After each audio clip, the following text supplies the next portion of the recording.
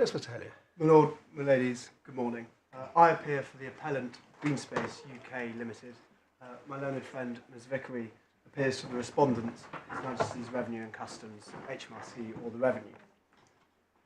By way of quick housekeeping, you should have 3 bundles, I believe in physical and PDF form. The first is a core bundle of 166 pages.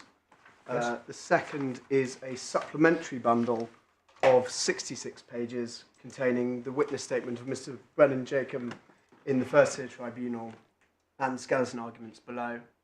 And the third is the authorities bundle stretching to 306 pages. Yes, thank you.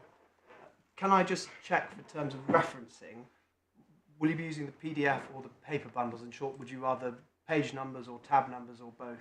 Well, shall we move on and see how we go, as it were? Let's do it by trial and error. I haven't yet established, which is always great fun to know, whether the paginations are the same between the two. That's always interesting to find out.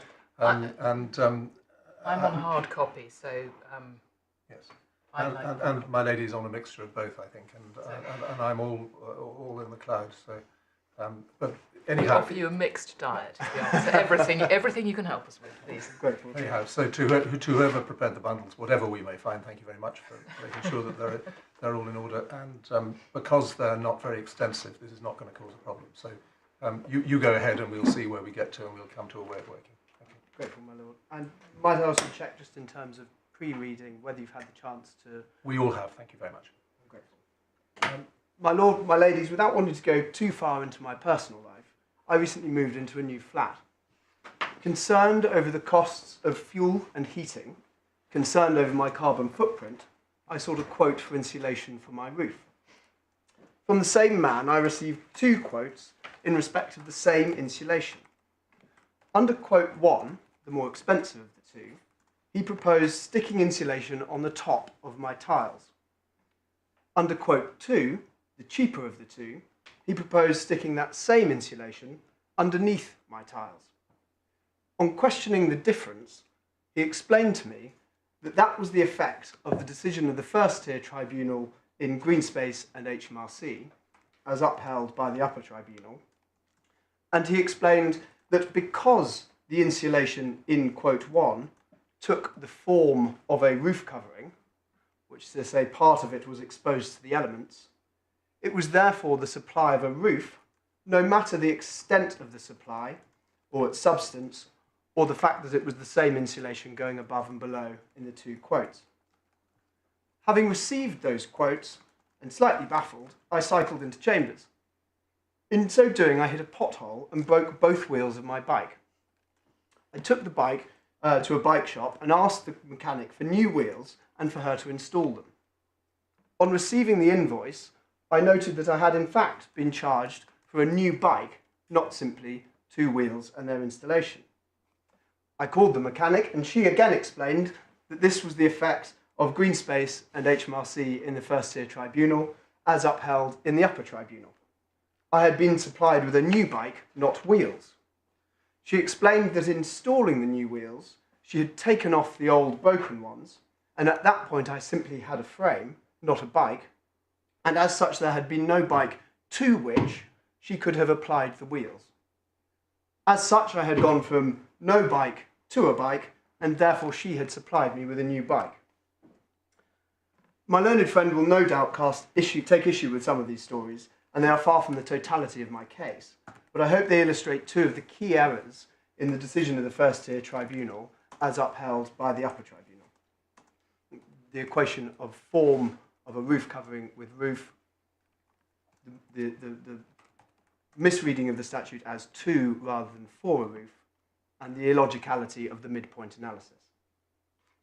As I set out in my skeleton argument, I intend to show the court that the FTT erred in law in determining Greenspace's appeal, and that the Upper Tribunal therefore erred in upholding its decision.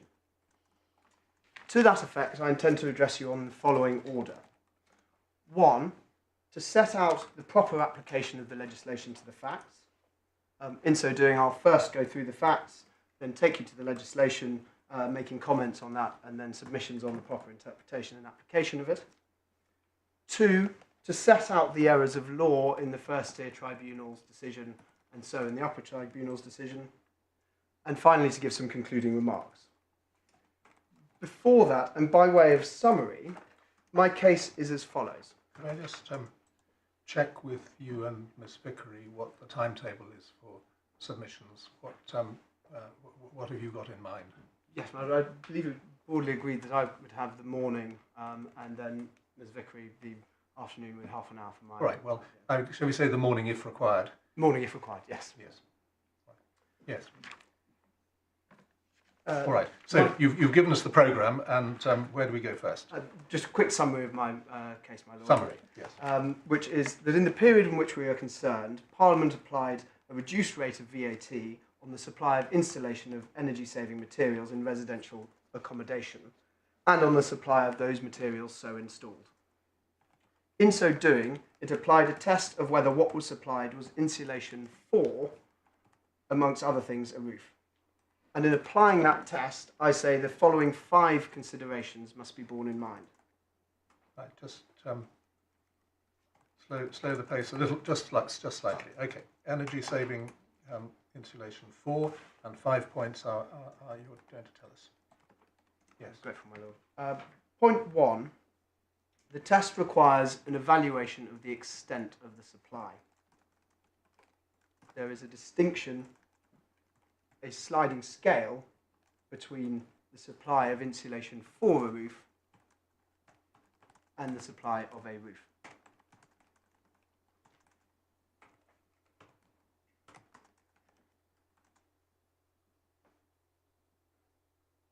Point 2.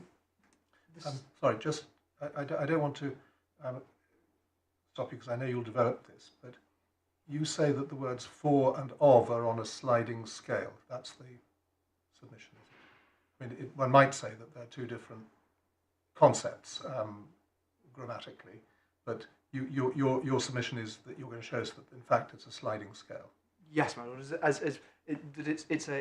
a matter of the extent of the work being done.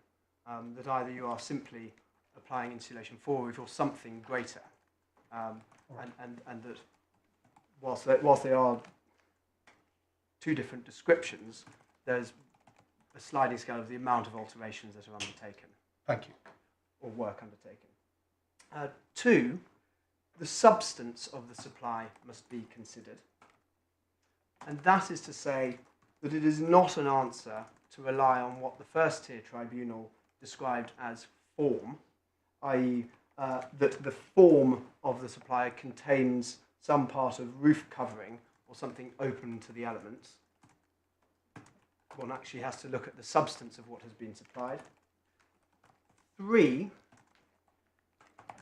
the language of the statute is concerned with the supply of insulation for a roof, not to a roof. And that becomes important when looking at the midway analysis in particular. 4, there is no restriction on the type of the roof for which the insulation is intended. And one would therefore expect that this can cover insulation for conservatory roofs without causing issues of perversity, absurdity, or the contravention of the principle of fiscal neutrality. And 5th and finally, the method of attaching or applying the insulation is not determinative of the nature of the supply.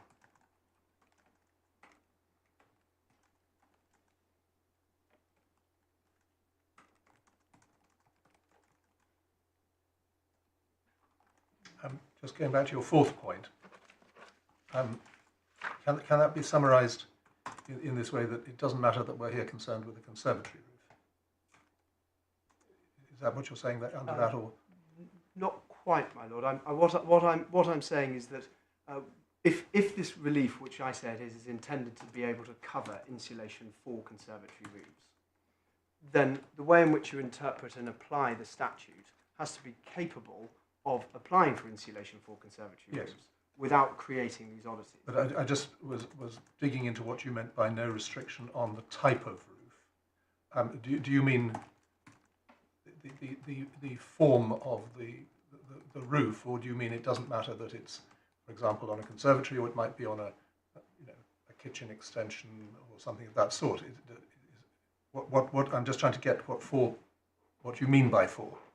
I mean to say that this applies a reduced rate no matter what type of roof you're insulating, provided it's in residential accommodation. Right. So it could be another part of the building. Your client happens to trade in conservatories, but your point is not conservatory specific. I suppose it's 2 points in there. One is that it's not conservatory specific, and two, that when one's looking at conservatory roofs and considering the interpretation and application of the statute in that context, yes, it has to be able to apply to those roofs sensibly. Yes, I understand that the case is about conservatory roofing, but the point you make under 4 is not just limited to that. It's a broader point that you're not concerned. Yes, my lord. And if I might develop it, it is also that if one looks at the ways in which one might insulate a conservatory roof, it's a bit trickier than insulating a normal roof. Right. It's pretty straightforward how you insulate a normal roof. You come in and you put fiberglass underneath the tiles, and that's pretty straightforward. When you're insulating a conservatory roof, you have a roof which is a frame and glass panels, and you could either stick the insulation underneath, you could slide the insulation in, or you could stick it on top. But it's a different nature of the style of insulation in a conservatory roof that leads to a difficulty of it makes it more complex applying insulation for a roof in this context. And then my 5th and final point was the method of attaching or applying the insulation is not determinative of the nature of the supply.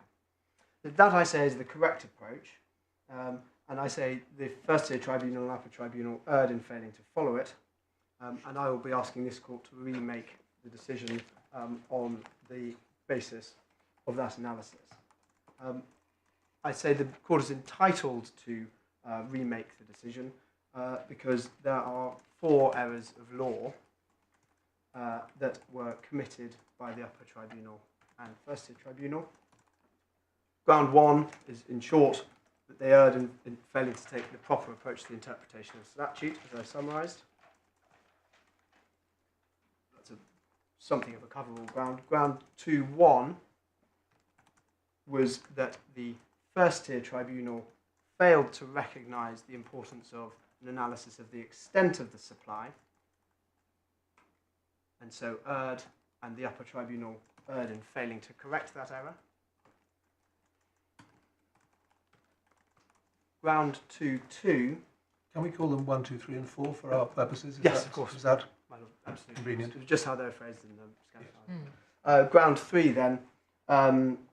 The first tier tribunal erred in predicating its analysis on the customer's roof at the midpoint of installation, and in so doing replaced the statutory 4 with a test of 2.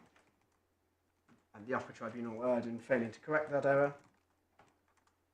And ground 4,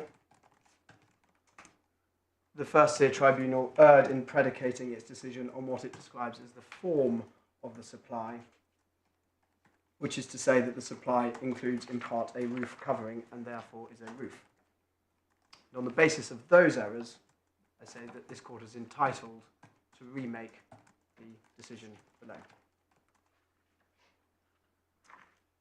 Moving on then to what I say is the proper application of the statute and the facts.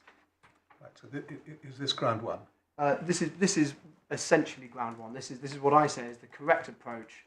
The first tier tribunal and upper tribunal erred in failing to follow this, but this is also how I say once identifying those errors, the decision should be remade. Yes. And here I'll set out the facts, set out the legislation and the proper interpretation of the statute, and then apply that interpretation to the facts. Now, the facts are summarised at paragraphs 8 to 19 of my skeleton argument, which is at Core Bundle tab 2, pages 13 to 17. And I understand they are uncontroversial. I'll ask you to read those in a moment. I should apologise, there is a typo at paragraph 19. I described the obvious insulting properties of... Yes, I enjoyed that. I'm assured there's nothing insulting at all about Greenspace's suppliers. So if I might ask you just to quickly cast your eyes over those paragraphs, and then I could pick out certain points. And I had a bit of an issue with your paragraph 9, where you, in the first sentence, so the main business is supply and installation of conservatory roof insulation. Those words do appear, I think, in the FTT, but that's not all they said, all the judge said. But it's the supply and installation of insulated roof panels. Nothing turns on this in your argument, I stress, but I just wasn't quite sure that was a full or complete summary of what the actual description was. But if it matters to you, we can look into it. But for the moment, I just wanted to flag up that I wasn't completely content with that as a summary of what the tribunals had in fact. I'm grateful, my lord. As I agree that there's nothing that turns on it in this case.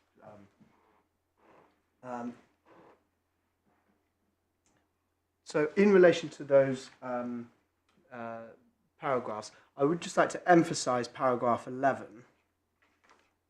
which really describes the magic of what the Thermotec panels do. And what's clever about them is that, and what takes a lot of time, is measuring up and making sure that this tongue allows the panels to slip into the existing frame. And that allows essentially you to deliver a big block of styrofoam into the roof in an appealing way. And if I might ask you to turn to the first tier tribunal decision at paragraph 15, which is core bundle tab 11, page 97.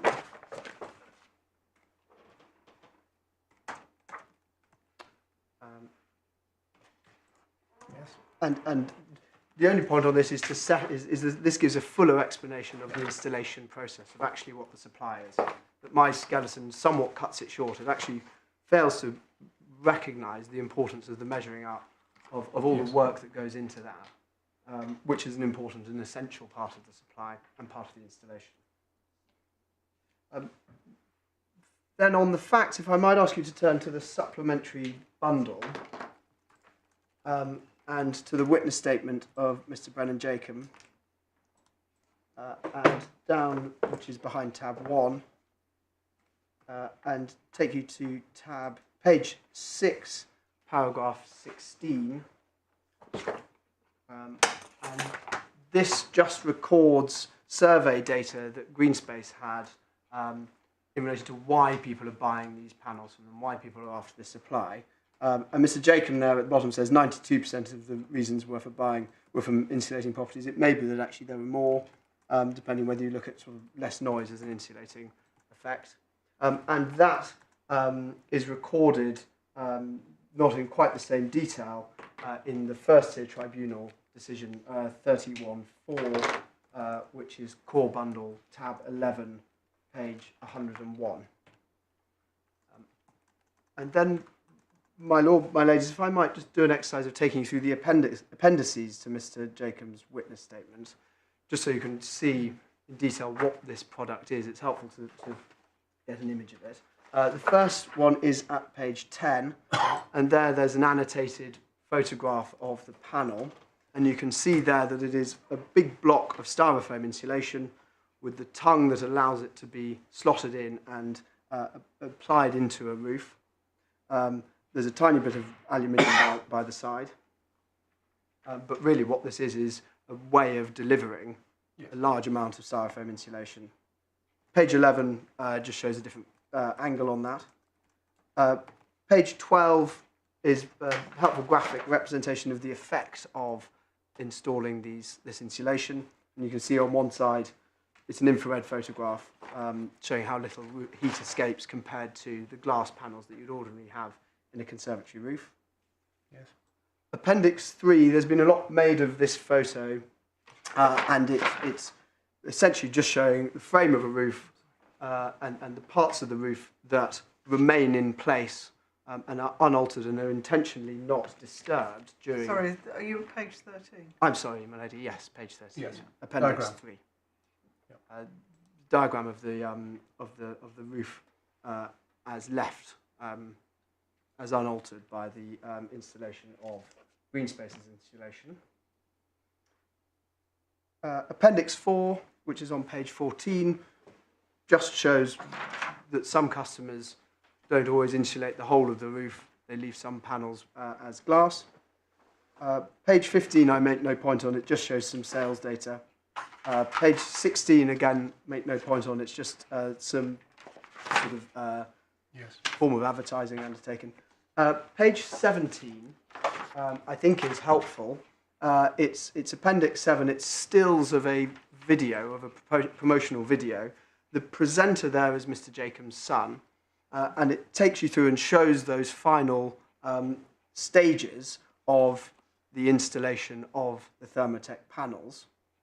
And it shows how little needs to be done. In fact, even a child can do it, although I'm sure a very talented child. And it's just helpful to have that in your mind when you see what the installation process is. Yes. Finally, and not on the... I'm sorry, man. No, I was... Finally, and not on the Pinevale product, page 20 are photographs of the Weatheralls product. Yes. And we'll come to that case, but just so you have a view of what that looks like and how different it is from our product.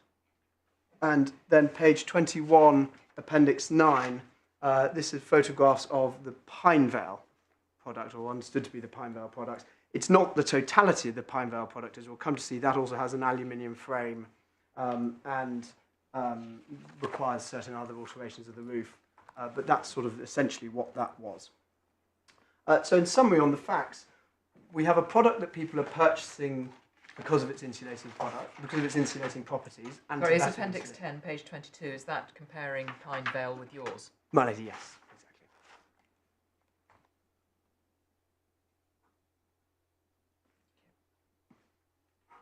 exactly. Pinevale is translucent. Yes. So in summary on the facts, we have a product that people are purchasing to better insulate their homes. It has obvious insulating properties. It's a clever method of delivering a large slab of insulation to a roof. And it's specifically designed to slip into the frame of the existing roof. And as the Upper Tribunal noted at paragraph 25, which is Core Bundle, tab 9, page 80, it is intended to do so with limited disturbance to the roof. So from that, my lord, my ladies, I take you on to the interpretation of the statute. And you have my submissions of my 5 points that I take from that. I won't keep repeating them. And in support of my 5 propositions, I rely on 4 pillars. Pillar 1 are the words and purpose of the legislation. Pillar 2 is the requirement to construe against perversity or absurdity. Pillar 3 is the principle of fiscal neutrality. And Pillar 4, I take support from the decisions of the Upper Tribunal in Weatheralls and Pinevale. So, turning to Pillar 1, the words and purpose of the statute, I start with the words, of course. There's no point being taken on the interrelation on the EU law on the Council Directive, so we don't have that, simply the UK legislation. I should say that as set out by the First Tier Tribunal, the period with which we're concerned stretches from December 2017 to December 2019. Now, there was a change in the law that came into effect on the 1st of October 2019. That was affected by the VATA order that you have in the bundle.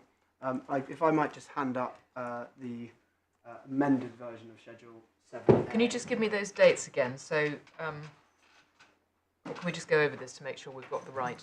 Yes, of course. So the relevant period with which we're concerned is assessments in the periods ending December 2017 to December 2019. I thought the assessments went back to 2014. They did originally, but there was an initial ground in relation to those in the first tier tribunal, and that point was ceded by HMRC before it reached the first. So just to clarify, in the witness statement, there's a complaint towards the end that this is all very unfair and it goes back to 2014, but that's not so anymore. So no, the period 2014 to 2017 is no longer an issue, Precisely. and your client paid the reduced. Was allowed to account on the basis of the reduced rate up to 2017, was it? Precisely, I can take you to the explanation in the first. It does. I just wanted to get that. I No, don't and even need an explanation. the global figure for the 3 years with which we are concerned. 12, 17. I think it's 2 years. 2 years. Isn't it? Thank you. Yes. Yes. So for those 2 years, what is the tax in issue figure? Round figures.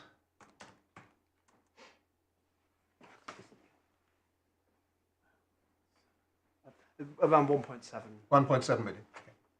Thank you. And the it may not matter, but just to get it straight, I can't remember when HMRC changed their mind or said to you that it didn't qualify for reduced rate. Was that in about 2017? I believe that's correct. Yes. So HMRC would say it was a prospective direction only that you should charge at the In relation to rate. the 2017 period, Onwards, yes, yeah. and then, so.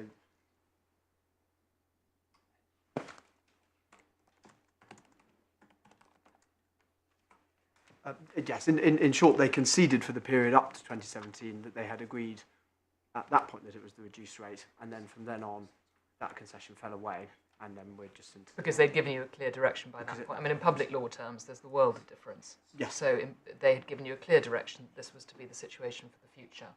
Yes, my lady. And did your client then continue to charge at the reduced rate? I understand. Must have done, because that's Yes. what the assessment is. I understand that's correct, yes.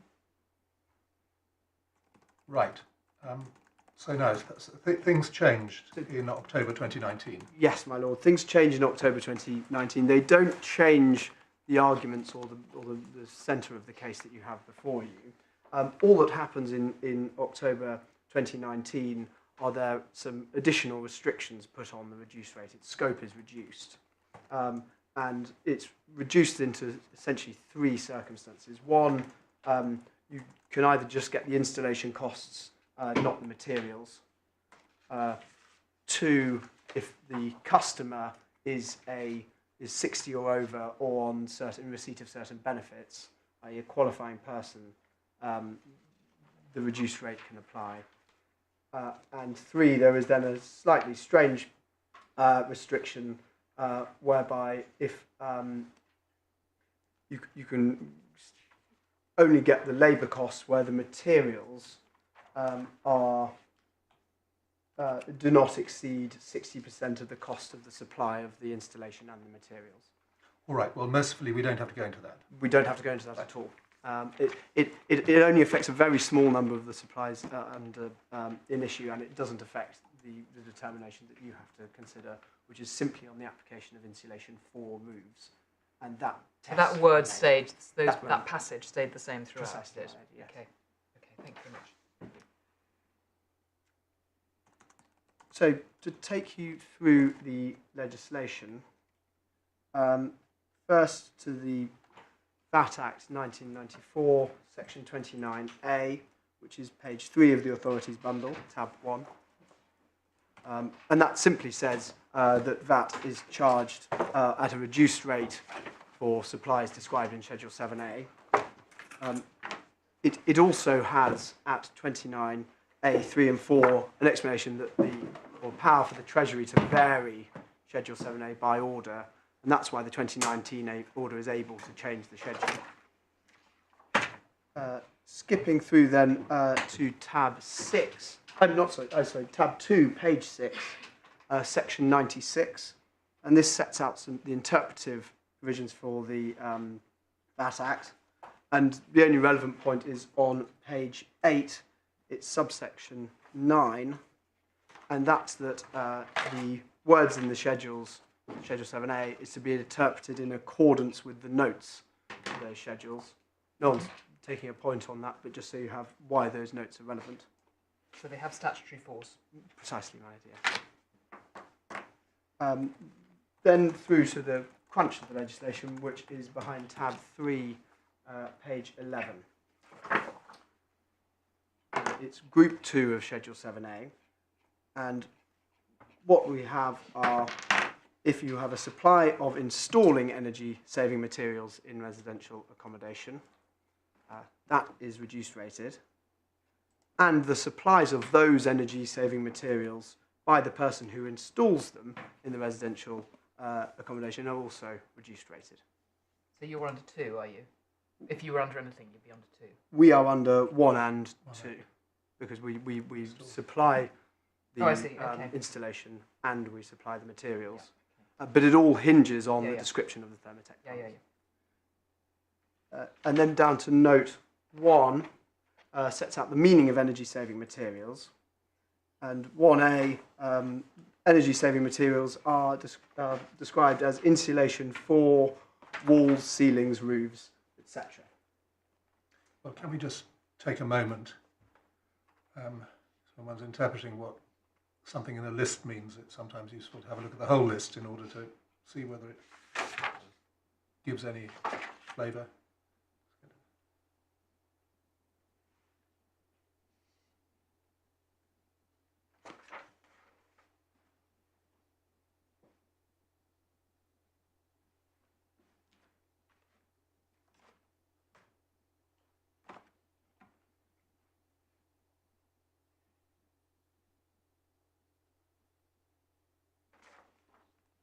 Yes, thank you.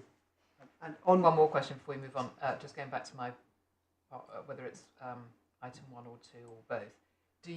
Does your client deliver a single invoice, which is parts and installation costs all wrapped up into a single fee? I don't. He's nodding. So I think it's your client. So I think the answer is yes. Thank you. I'm sorry, I should have known that, but That's right. lucky he's here. So onto the words of the legislation and what they tell us. I note it's all in the context of installation, and we've seen what our installation requires and the process that goes on. Under the installation for roofs, is it installation? I'm sorry. Is it insulation? Yes. Tick. The Thermotec panels are insulating, and that's agreed. They're energy saving. It's a big part of styrofoam applied to roof, and I would note that again suggests a focus on the substance of the supply. Is the substance of what's being supplied insulation for a roof? There's a focus on substance. 2, for roofs, and you have my point on that this is for any type of roof, and one expects it to therefore apply without any oddities to conservatory roofs. Finally, 4, I make 2 points on 4. One is, and I believe HMRC agree, that means that if you supply a roof itself, you're out with the scope of the reduced rate. And I say that sets up the question of the extent of the supply. And also on 4, it is importantly 4 and not 2. And that's a point I'll come on to develop under my submissions on the midway point analysis.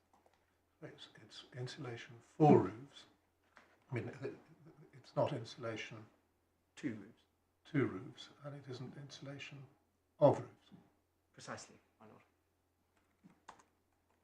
not? And to foreshadow what I'll be saying, that means that when you install it, there doesn't need to be a roof to which you're installing it. It simply has to be insulation for a roof. So I say ordinarily read, the statute establishes those parts of the test, the importance of the extent, and there's no restriction in those words on how insulation has to be applied. Provided it's for a roof, it's satisfied. Now, on purpose, I say simply on the language of the statute, the purpose is clear. There's an incentivisation of the installation of energy-saving materials into people's homes, and that has obvious benefits in costs of fuel, cost of living, carbon emissions, those sorts of things. And I say that's pretty clear.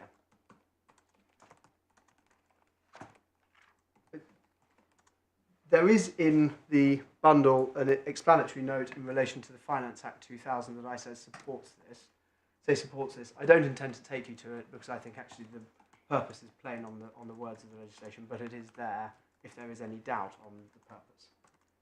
But whilst on purpose, if I might take you to the decision of the House of Lords in Stock and Frank Jones, which is at tab 13 of the authorities bundle,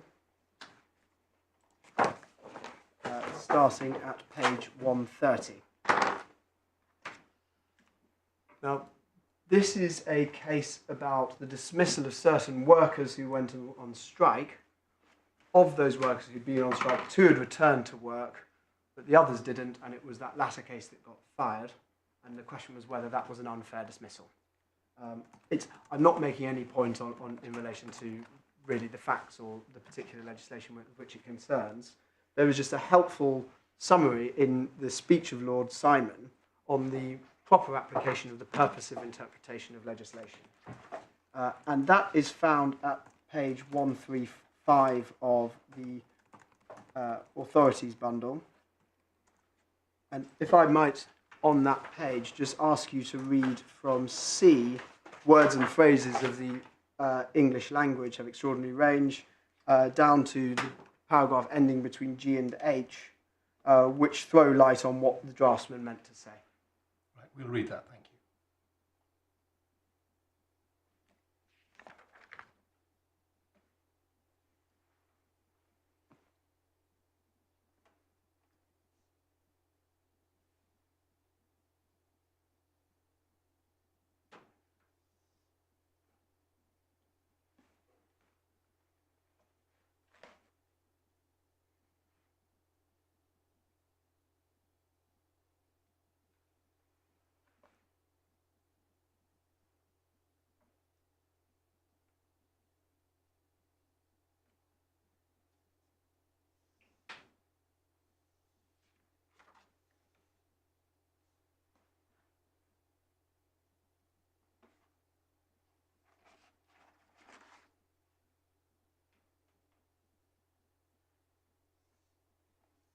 Right, so it's really the lower part of the longer paragraph that... Yes, my lord. The point I make on that is that we have an X or Y situation. We have language which is capable of including Thermotec panels in insulation for roofs, and we have language which is capable of not including them in insulation for conservatory roofs, as that was what the First Tier Tribunal decided. And how do we resolve the question of which interpretation should be favoured? And I say, in accordance with what Lord Simon says there, by looking to the clear purpose of the legislation. The purpose of the legislation is to reduce the costs of insulating one's home. That's precisely what the Thermotec panels do. And I say the purpose, therefore, points firmly in favour of the Y interpretation that includes Thermotec panels as insulation for roofs. Jumping off from the comments of Lord Simon, I take on to my second pillar, which is that of... Sorry, can I just pick away a little bit? Yes, right. Are we really, is that your case that there's ambiguity in the note? Well, my lady, I say if you read the note and you look at the words as they are, Yeah. The natural conclusion is that, on the basis of the points that I pick out, that Thermotec panels as installed by Greenspace are insulation for roofs, and I say that there is. That's not an X or Y, is it? You just say you come within the wording of the Well, statute. I say I come within the wording of the statute, but if there is any doubt on that, or if like the First Tier Tribunal, someone considers that actually one can fall within Y, well, within X or Y, either it does or it doesn't, Yeah. then I say, well, how do you resolve that difficulty? If one's saying, well, on the natural reading of the words, I think both sides have a point. Yeah. And I say, well, one looks at what Lord Simon has done and one determines the purpose of the legislation in accordance with its words. And one says, well, which interpretation furthers that purpose? And so I hadn't really seen this as an ambiguous piece of statute case. It seemed to me it was much more about what does the statute mean and does it apply to the facts. Well, my lady, I would say, first and foremost, that's your primary submission. That is my primary submission. Is that you are insulation for roofs. Precisely. That's your primary submission. Yes. But to the extent that one considers that it could be one or the other, how do you resolve, if you're battling with that question, how do you resolve it? And I say, well, you look at the purpose of the legislation and that's how you resolve it. That might be tricky in a VAT context where you've got a reduced rate, where there are all sorts of other canons of construction that come in. I'm not sure that Well, that you read it restrictively because it goes against the grain of the general rule. One reads it, construes it strictly but not restrictively, so as to denude it of its purpose. And so the purpose of the reduced rate is still important in that. And I say also with other VAT principles, principle of fiscal neutrality, they actually point in my favour. So I don't think, my lady, that there are any issues. We'll get to it, but fiscal neutrality is always difficult where you have a derogation or an exception from the general rule, isn't it? Because there are always cases that fall on one side or other of the line. Well, I mean, when there's a plain, I'm coming on to fiscal neutrality. I think so, absolutely. Okay, thank you. So, if I might go first through perversity and then come to fiscal neutrality. Sure.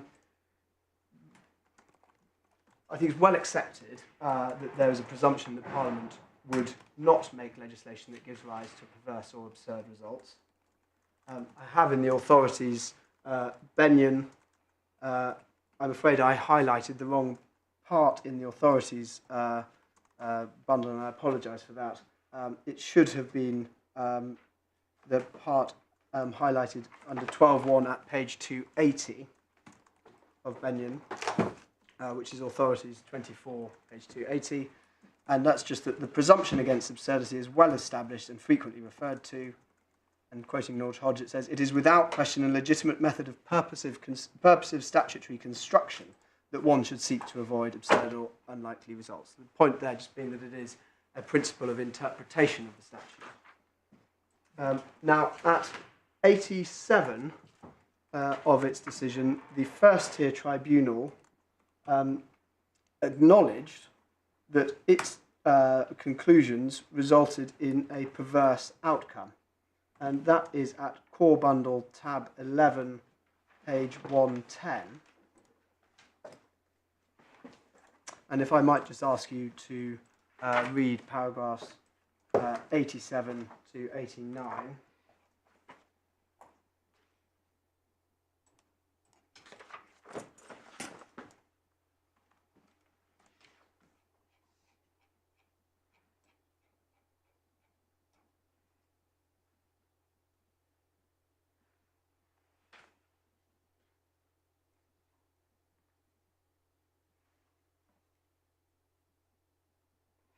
Didn't quite read that as a finding of perversity. I think it was seemed to be more in the nature of an acknowledgement of the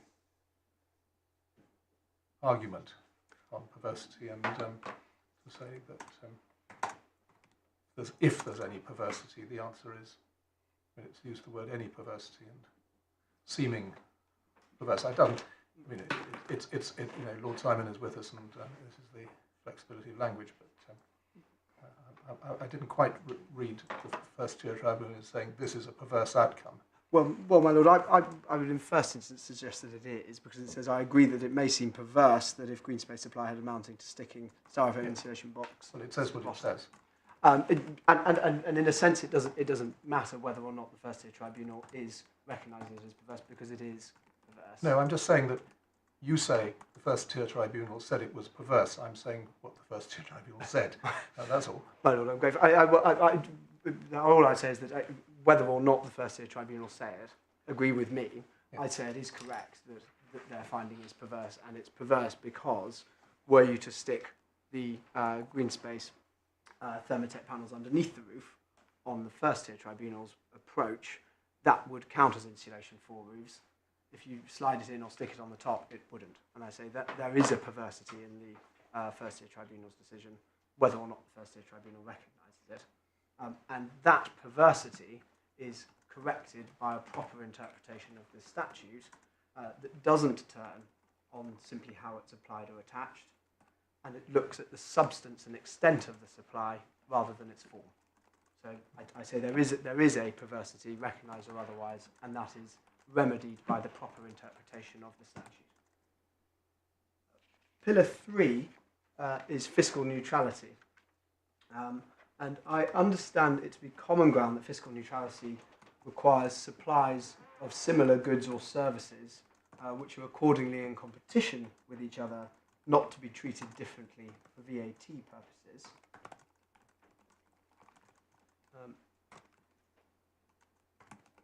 If I might take you to the decision of Zimmerman in the Court of Justice of the European Union, which is at tab 11, page 94. The facts of the case don't matter particularly. It concerns a German exemption that, for outpatient care, where there was a restriction on the application of the exemption depending on whether costs in the previous years of the supplies had been borne in at least 2/3 of the cases by social security or social welfare. The only reason for going to Zimmerman, 2 points are page 118, paragraph 48 of the Court of Justice's decision there just sets out, I think, the agreed what's common ground of the conception of principle neutrality. Yes. If there was, and importantly, it's the similarity of the goods that gives rise to their competition. And then to take you through to page 120, paragraph 59, and just to stress that again, fiscal neutrality is a principle of interpretation. And that says it follows the article of the Sixth Directive interpreted in the light of principle neutrality. And again, it's just the point that when one's construing the statute, one has this principle of interpretation in mind. And again, I say the example of sticking the insulation, exactly the same insulation to the bottom of the glass panels, gives rise to issues of contravention of principle of fiscal neutrality. And it's not in the bundle, but I am given to understand there are now companies that do stick insulation to the bottom of conservatory roofs, and they are at a competitive advantage because they charge a reduced rate of VAT. That takes me to pillar 4, which are the points that I draw from Pinevale and Weatheralds.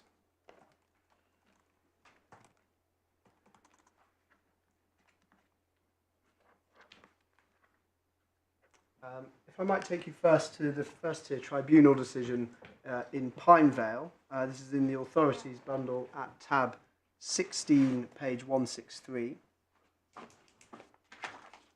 And I tend to be fairly brief on this.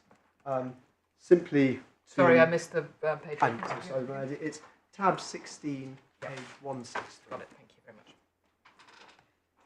much. Simply note on page 164, on the bottom of page 164, one has the description of the products. If I might ask you to read those paragraphs.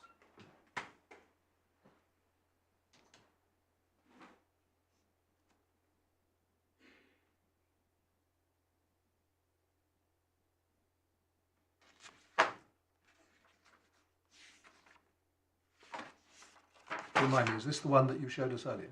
This was the translucent The one. translucent one you showed us earlier? Yes, precisely. But in the first tier tribunal, there are other points. There's this radiation reflector strip as well. And what you don't have in the photograph, and what we don't have detail on, is the aluminium frame. and how this all fits in and how it's applied to a roof. We do have a comment from the Upper Tribunal in Greenspace, which is at paragraph 6. For your note, it's core bundle tab 9, page 75. There was discussion on precisely what the Pine Vale product is, how it's installed, because there's not a great deal of information given. And it was accepted that whilst not all of Greenspace's submissions in relation to what is involved were accepted, what was accepted was that it required more alteration of the roof. It wasn't simply, as with Greenspace, sliding out the glass panels, sliding in the Thermotec panels. It's a more involved process. Sorry, is that because Pine Vale, among other things, also provide this aluminium frame? It seems that way. It's also because they don't have the adjustable tongue that the Thermotec panel has, so it doesn't seem as though it's not entirely clear from the facts. But what seems to be suggested and accepted by the Upper Tribunal is that there is a different process of installation, which may account for the difference in the treatment of the two. It may well be that. Now, if I might ask you to turn to paragraphs 24 to 26 of the first tier tribunal, that's starting at page 169 of the authorities bundle. And if I could ask you to read those paragraphs.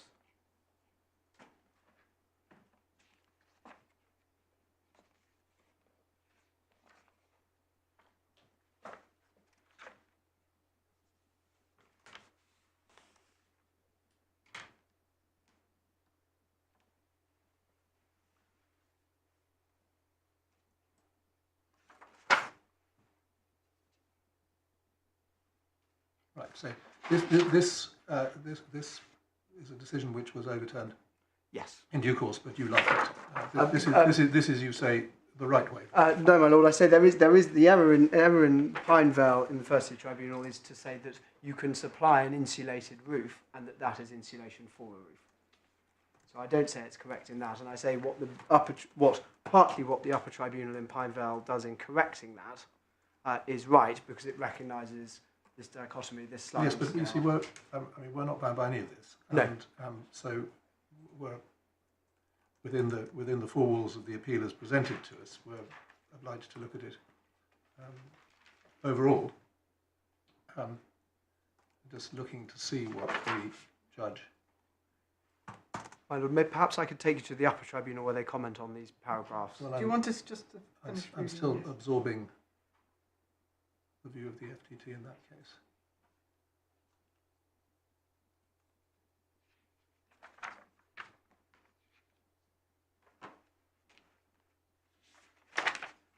Right, so he was there using the building supply warehouse image Yes.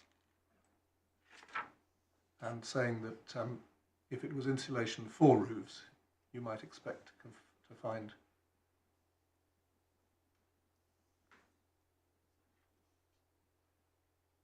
all types of roofing insulation, Yes, my lord. including those designed for use as a roof or component part of a roof. And his 25, where his first tier tribunal says, HMRs are, in my view, adopting too constrained a meaning of insulation for, where they seek to exclude the situation where the whole roof structure is replaced or where individual panels are. And that's it's the whole roof structure point that's wrong. That actually there is this whole roof. If you're replacing the whole roof, that's not insulation for a roof. You're just supplying insulation. I'm just interrogating that concession. This first tier tribunal, it's Stephen Oliver, so it's somebody of some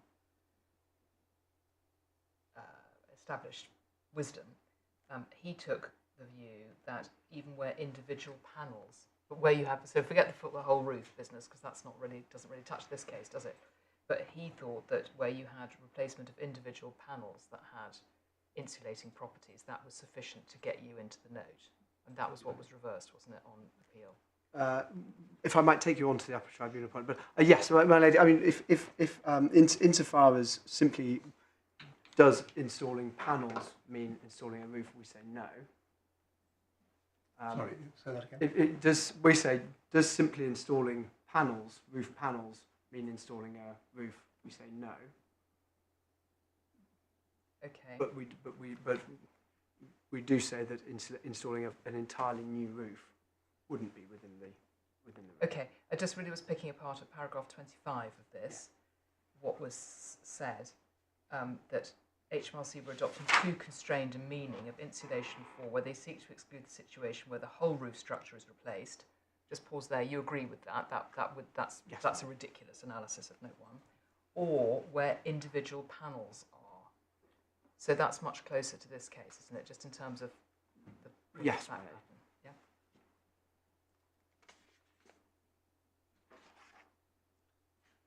Well, and it doesn't make any difference whether one's replacing something or starting from scratch.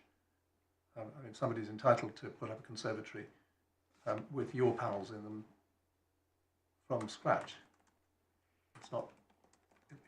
We're not concerned here with whether it's a replacement of a previous structure. The same rule must apply whether it's a new conservatory or whether it's a revamped conservatory. Must it not?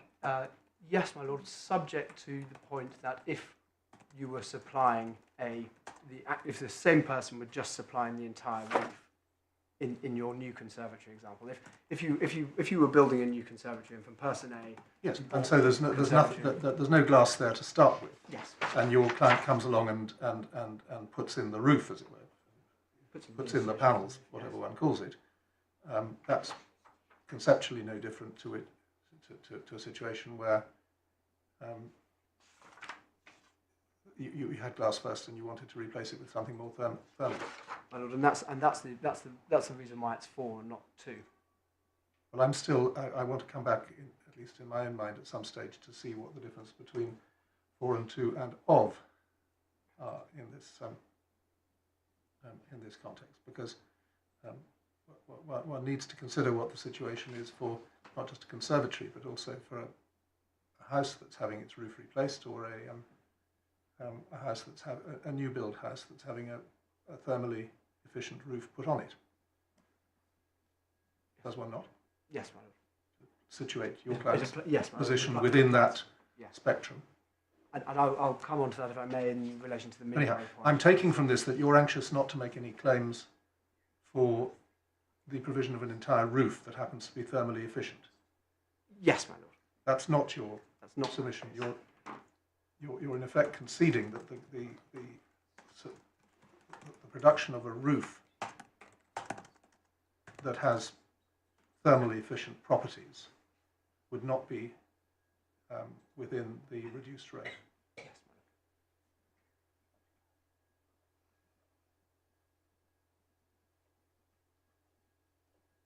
Well, right. Okay. If I might then take, I suppose, Pine Vale and the Upper Tribunal quite quickly. The only point in opening to note, this is at tab 17, starting at page 172. Only preliminary points to note are that this was only concerned with the panels, not the radiation strips in the Upper Tribunal. And a minor point, but worth noting, that Pine Vale wasn't represented in the Upper Tribunal. It had gone into administration, and the administrators didn't send anyone to represent Pine Vale. The centre of the decision. So in a sense, the other side of the argument was held up by the FTT judge. Yes. In this. The centre of the decision is at the bottom of page 175. There's a quote from Pine Vale in the first tier tribunal, those paragraphs that we've looked at. And then there's the conclusion that that's an error in the interpretation of the note. And then the key bit is at paragraphs 17, 18 and 19. And if I might just ask you to read those and then make some submissions on them.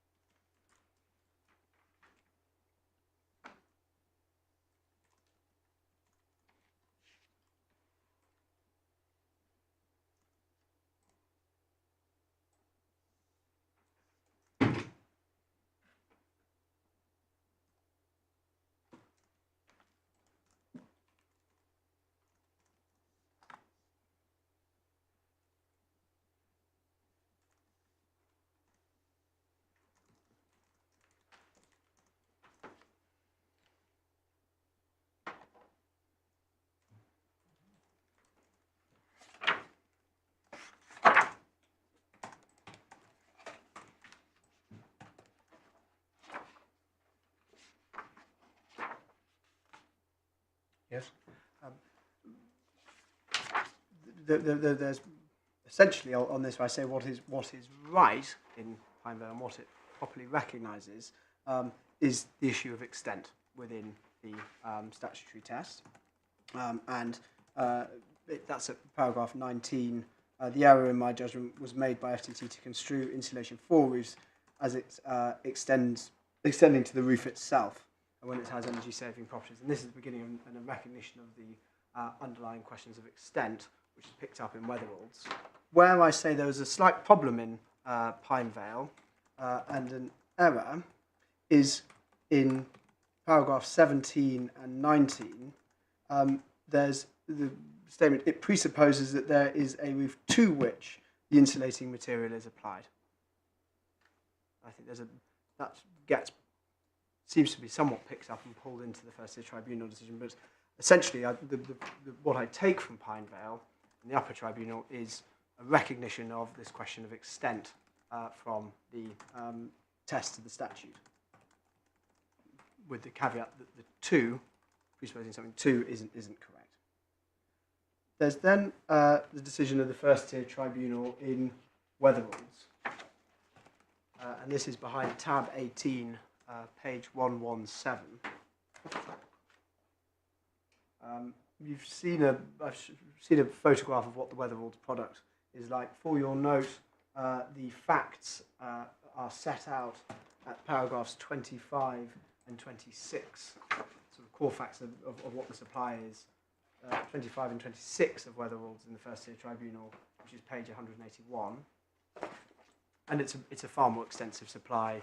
There's new soffits, there's tiling, there's some structural alterations, there's sometimes even a skimmed plaster ceiling. Now, Weatheralds is important for two reasons. One, for the points that I intend to take from the Upper Tribunal in support of my argument. And two, it's in Weatheralds that we get a problem that infiltrates the first tier tribunal and Upper Tribunal decisions of the CPP-LeVob analysis. And what happens at CPP-LeVob, I'm sure their cases are well known to the court, but in short, concern the characterization of single complex supplies. Composite supplies. Great for what they do. And provide different ways of approaching that categorization, and then applying VATs to them. Now, that may or may not have been appropriate in Weatheralds. It is not our case. We are a single, simple supply of the Thermotec panels. That's accepted by the Upper Tribunal at paragraph 58 of its decision, page 88, tab 9. And so we are not going anywhere near CPP-LeVob, and that wasn't part of our case. There's a fear that comes in the first tier tribunal decision that some of our submissions were trying to bring in a CPP-LeVob style argument, and that might have been an impression the first tier tribunal got. It's not our case, and we made that clear. We made that clear in the Upper Tribunal. But there is that analysis. There's essentially a misguided analysis of the CPP-Levob approach in Weatheralds, and for your Weatheralds in the first tier tribunal, and for your note, that's at paragraphs 144 to 159 of the first tier tribunal decision. I don't intend to take you through it because it's really not relevant to what the question we have to ask. It just explains some of why the first tier tribunal errs. Essentially, what the first tier tribunal does in Weatheralds is apply the two in tandem, melds CPP and Levob together, and then applies it with respect misguided approach to that case law. Weatheralds in the upper tribunal decides on that basis in favour of the taxpayer, and the Revenue and Customs appeal to the upper tribunal. That decision is behind tab 20, starting at page 222. And I don't think it's important to read now, but at paragraph 18 of the decision, page 226, there's a summary of the sort of CPP-Levob style approach that the first tier tribunal undertook. Paragraph 22 sets out HMRC's critique, and it says, one, the first tier tribunal erred in applying Pine Vale, and two, it misapplied CPP-Levob. Now, the upper tribunal addresses this really at paragraphs 27 to 32. And in short, says that the first tier tribunal got it wrong. It should have applied the Pine Vale approach to interpreting the statute, which it says at paragraph 31 is, quote, the critical question is whether the supply of energy-saving materials is for a wall, floor, ceiling, etc., or is a more extensive supply, such as the ceiling itself. So it recognises critical to the statutory question is this issue of extent. And it recognises at the bottom of paragraph 32 that the test, the statutory test, is not determined by whether or not the materials are attached or applied, but by whether what is supplied is confined to insulation or extends further than that to a roof or replacement roof itself. And I say those two extracts from Weatheralds are correct in their reading of how to interpret the statute. And as I say, that's a critical question. And that's something that the upper tribunal, in our case, misunderstands, and that I'll come to set out under my later grounds. So tying those pillars together, I say they support an interpretation of the statute that relies on extent, or looks to extent. Is this for a roof or something further a roof? And that's in the word for. See that in... Sorry, is something for a roof or what?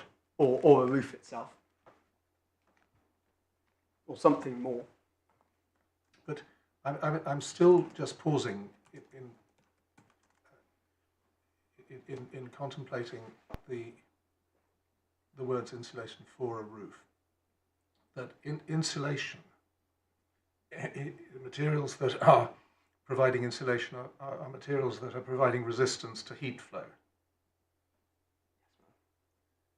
And I'm just checking the concession that if you provide a roof that has specific heat flow resistant properties, that those are not materials Well, my lord, I mean, Insulation. That's not insulation for a roof. There is a slight danger when we're looking at something like that. There is a slight danger. I'm wary of going too far into that, of getting into the trouble that the First Tier Tribunal got into, and looking at single, multiple supplies. What exactly is it that's being supplied here? Is it insulation for a roof? Is it something greater? Is it a roof? Trying to categorise that. So I'm nervous of going too far. Well, I understand you don't wish to overreach your submission, but I'm trying to see what the logical consequence of it might be taken to be. Well, my lord, I might give an example. In Greenspace's case, when it's in very few circumstances, because the roof was structurally unsound, the conservatory roof was structurally unsound, they took off the whole roof, put on new structure, etc., and added the panels. And they said, in that instance, we're supplying a roof. We're not supplying insulation for a roof, because we've gone further than just for a roof, and we've supplied a roof itself. Yes, I understand that that's what the understanding was.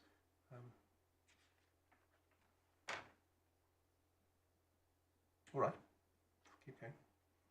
Mr. Hellier, before you leave this page, can I'd like to discuss paragraph 31 of this Upper Tribunal judgment with you.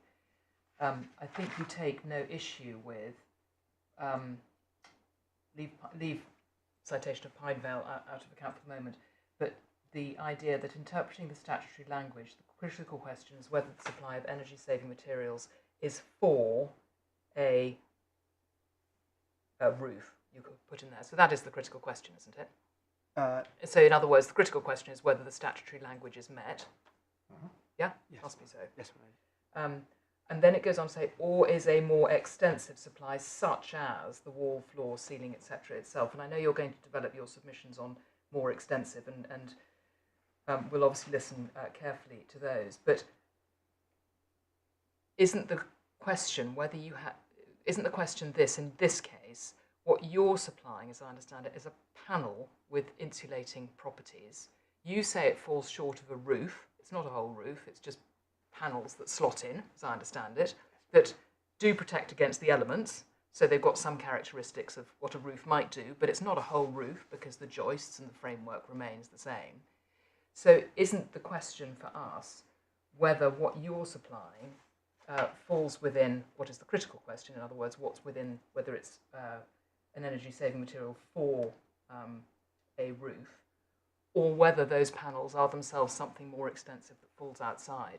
So I suppose what I'm really putting to you is that maybe this sort of binary question between whether it is something that's within the node or a roof, maybe that's the wrong question. Maybe it's not sufficiently nuanced to cover all the things that come before the court or the tribunal. In the sense that there may be supplies that are neither. Might be something a bit in between, nor a roof. something a bit short of a roof, but query a bit more than whatever the legislation was intending to be.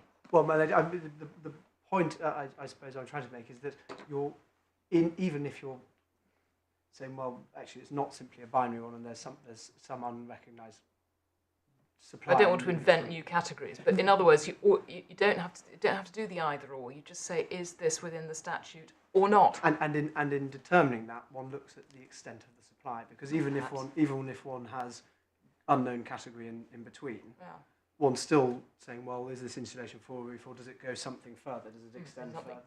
So I accept that there may be something other. I don't think there is, but it doesn't change the nature of the statutory test. It goes back to in Pinevale, what you had was the First Tier Tribunal talking about roofs and panels for roofs, and what you don't see in the Upper Tribunal is a particular sort of latching on to the idea that you could have something that isn't a whole roof. It's a panel for a roof, and quite where does that fall in the analysis? And that may be the question that we've got to deal with now. Yes, my lady, and I say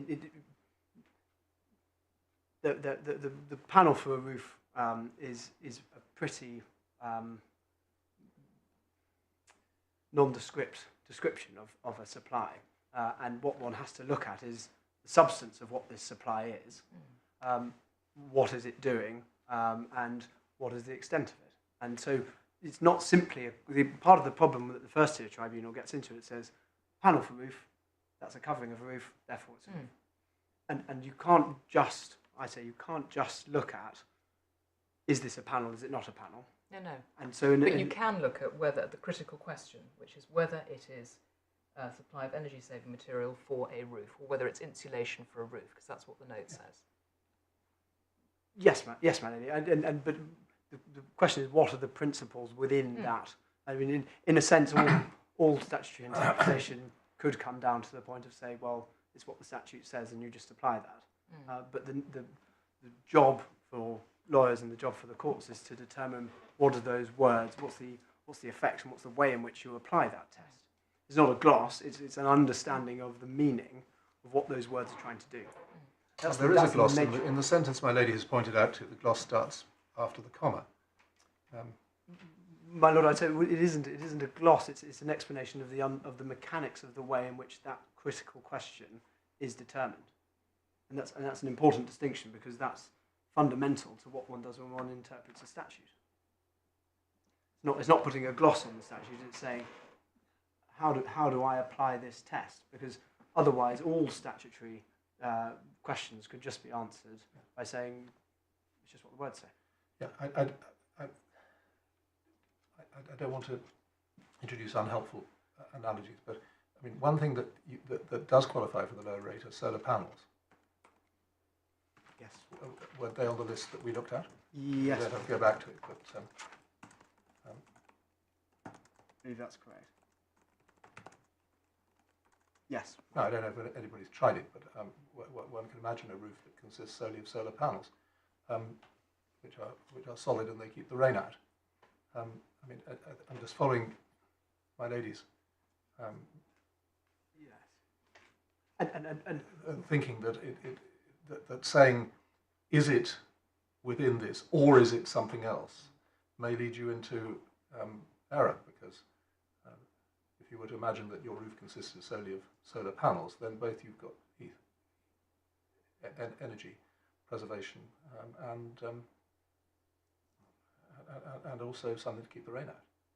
my lord. Perhaps a different way of phrasing it is that when one's determining whether something meets the supply of insulation for roofs, you look at the substance of what's supplied, not simply its form. And when you're looking at that substance, that helps you determine what is this supply doing. Yes. And if it strays outside insulation for roofs into, for example, roof, you don't get the relief. But you're still looking at a nature of the substance and extent of the supply, perhaps not in if whether or not the dichotomy is helpful or not. There's still the imposition of the test of the extent of the supply. Can I just understand what you mean by substance? You're using it in the same sentence as extent. Yes, my lady. People use these terms, form and substance, and I want to understand a bit better what you mean by substance here. Yes, my lady.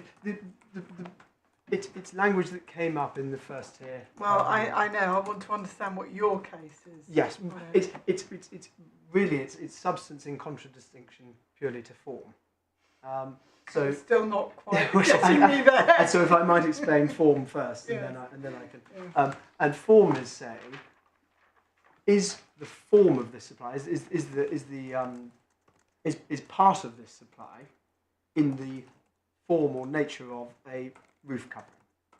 Does it have part of it that is exposed to the elements? And the first tier tribunal says, if that's correct, then that's sufficient. And I say that's wrong. One has to look further than simply that element of its form, if you will, or as the first tier tribunal says form. One has to look at, I say, the substance of the supplies, and that's all its features, what it's doing, why it's bought, how it achieves its aim. And that analysis, that broader analysis of, for want of a better word, the substance or all the aspects of the supply, wasn't what turned the first tier tribunal decision. Instead, it was an equation of roof covering panel with roof. So you say but the mistake is to look purely at physical form and say that it protects from the elements. From the elements, forgive me. It protects from the elements. You say that's the FTT's mistake, that if they had instead asked themselves, what's it doing, why is it here, what's its purpose, that would have led them to the conclusion that all that it was doing was insulating, nothing more, because extent matters, and that would have put it within the note. Do I have your argument correct? Yes, it can do. I mean, it can do something more in that it can look a different colour, or it sits at the top of the roof, so the rain does hit it. It's not simply that all it can be doing is insulation, but when you're looking at it and describing it by reference to all of its characteristics and all of the relevant ways of looking at it, does that meet a description of insulation for a roof? But to what extent there, for example, are you looking at the reasons why people are using it? And because it does have a roof covering, it keeps the rain out, etc. It also has this function of insulation. So to what extent are you saying why are you saying the right focus, if you like, is on the insulating properties? Well, I mean, yes, what people are buying it for, the perspective of the typical consumer is important. And we've looked at why people are buying that, and there was evidence in the first tier tribunal on that actually, if you wanted this to keep the leaks out, you wouldn't get this because you're fiddling around with your roof when you're doing it. So there's actually a concern about any creation of leaks. It's not something that you do because I've got a leaky roof. I want to keep the elements out. I need to get some Thermotec panels in. It's because my conservatory is too hot in the summer, too cold in the winter, costs too much to heat, so I need better insulation. Okay, so you are actually focusing quite a lot on why people buy this product. I say that's important. I also say if one looks at the product and what does it do in that photograph of it, it's a tongue that allows you to put a chunk of insulation into a roof. So it's also its physical properties. Well, yes, in function. Its function. Its function and I mean simply what is it? It's a large chunk of styrofoam insulation coated with a clever way of allowing you to slide it in. And so you look at that. So I said yes. Why people are buying it is relevant, and its physical properties, its function is also relevant. It's not. It's in essence, substance covers all the objective characteristics and the reasons why people are buying it of the supply, and it's saying it's not just enough to say, well, this is open to the elements, therefore it's a roof. Well, hold on a minute. I thought we'd agreed that we should stop talking about whether it's a roof or not. I'm sorry. This is open to the elements. It's something other than. I'm sorry. This is open to the elements, therefore it's not insulation for a roof.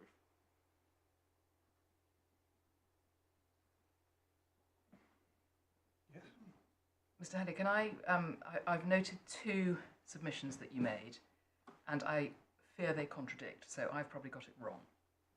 What you said, as I noted it down, is that extent is important, and if the thing that you're looking at, the product, is more than insulation, in other words, if it extends beyond insulation, then it's not within the note. That was submission one. And then you said just now that you can have properties I've noted, but I think it could be functions as well, other than mere insulation. In other words, it could look nice, it could be decorative, and it could protect from the rain. And you could still be within note one. And it seems to me, I just want to pursue that because where do we draw the line, right? So what in essence? Yes. What is the substance of your submission? And this was an issue and a debate that causes those problems of leaking into a CPP Lvob style analysis. No, I'm nowhere near CPP and Lvob. I'm steering clear of that, and I think we should all do the same. Appreciate that. Well, it was simply to say that this is what ended up leading us into, I think, the misunderstanding, because then one starts looking at words like the predominant element of the supply and what it's doing. But it's a problem in any form of VAT characterisation. No, I want your submission in this case. I don't need a lecture on VAT. I just want your submission in this case, okay? Yes, my idea. If in essence, I say you can meet that extending beyond insulation for roofs doesn't happen simply because you might also look nice, or the supply might also look nice, or the supply might also be open to the elements. And that might sound odd, but if one thinks about other, if I might give an example, well, other examples of supplies in VAT, it's a common approach that what the tribunal has to do is look at something, food, for example, that might look pretty and excite and have other benefits and reasons why you want to buy it. Why do I buy that cake or that biscuit over this one? Well, because this one's got a hole in the middle, or that one's got fun icing. It can have other bits around the side. But you don't say it therefore extends out beyond food. So would you support the idea that we look at something like sort of objective characteristics or essential features, those sorts of things? Is that what you're inviting us to have regard to? Yes. And that if we concluded that the essential feature was insulation, that might lead us into note 1. But if we concluded that there was more than one essential feature, it was insulation plus something else, that would knock you out of note 1. Is that where you come from? Yes, my lady, provided the plus isn't something, I hesitate to use the word incidental, but that isn't. Well, I'm talking about essential features. Yes. What I'm trying to do is find a formula for your approach, which is that you can disregard things that aren't really essential or substantive or really key to the product. Is that the right sort of approach? Is that what you're asking? I believe us that's to do? correct, my lady. Okay. Thank you very much.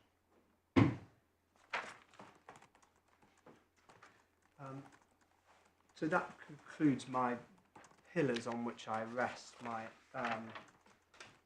analysis of the statute. And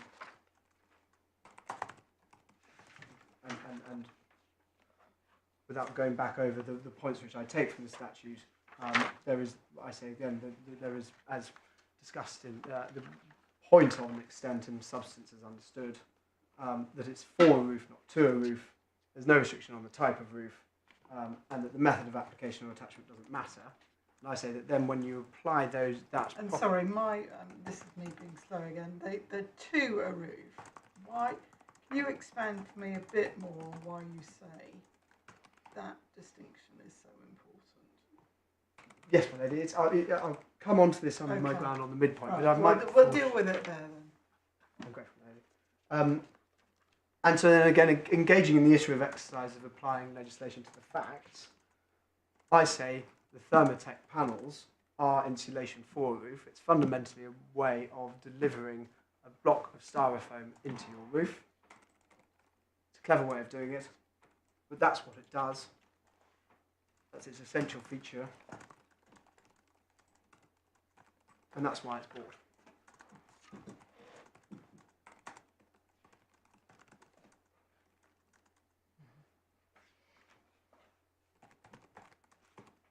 So it's on that basis that I would ask the court, once identifying the error, to remake the decision.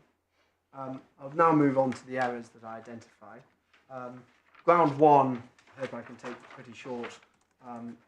It's in essence that the First Tier Tribunal and Upper Tribunal didn't adopt what I say is the correct approach to the interpretation of the Act, and I'll set out the way in which the First Tier Tribunal did approach it under my other grounds. Ground 2, or what was ground 2.1, now ground 2, is in short, and I recognise that this now might be somewhat controversial, but that the Upper Tribunal and First Tier Tribunal failed to recognise this issue of extent of the supply.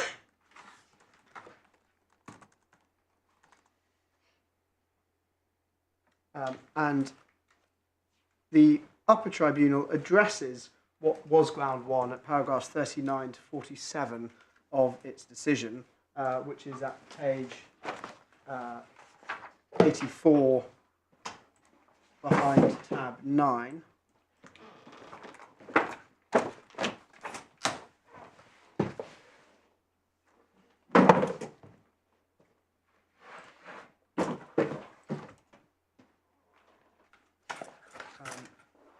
and just to take this ground short and to point out what I say are the errors here,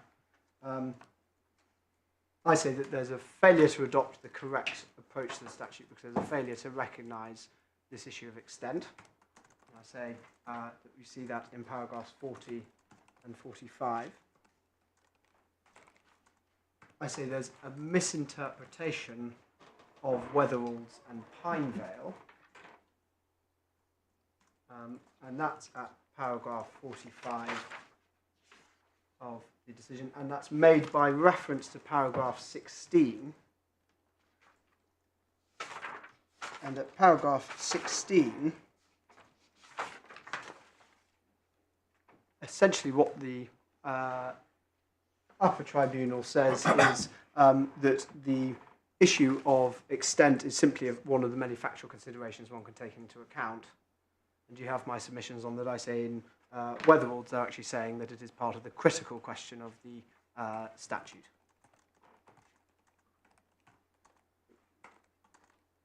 Returning to the paragraphs on what was ground one before the Upper Tribunal, I say paragraph 47, I won't take you to it now, but that simply describes what the first tier tribunal did.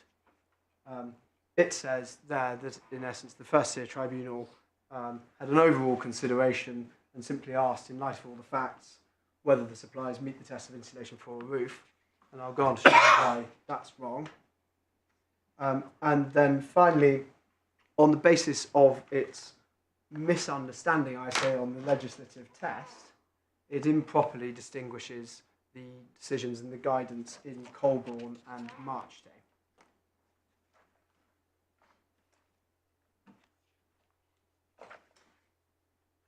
Now, with an eye on the time, my lord, my ladies, perhaps I can just give references on Colborne and then some further submissions on Marchday.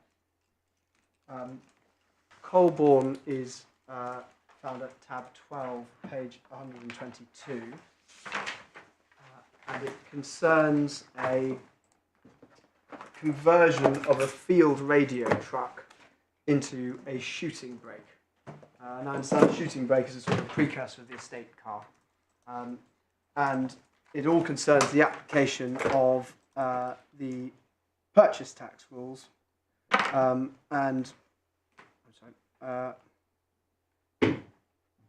essentially whether in that conversion from field radio truck to shooting brake, there'd been a process of manufacture such that the supplier had constructed a vehicle solely or mainly for the carriage of passengers. And the relevance of this decision is it's looking at the extent of the change by a supply and how one navigates that kind of test. And the relevant passages are those highlighted in the authorities bundle at pages 126, 127, 128 and at the top of 129.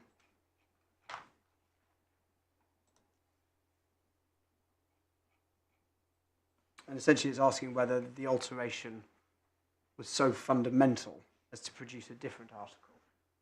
So that's a helpful way of looking at the reduced rate and the extent. A change of dress or a change of character. Precisely, my lady.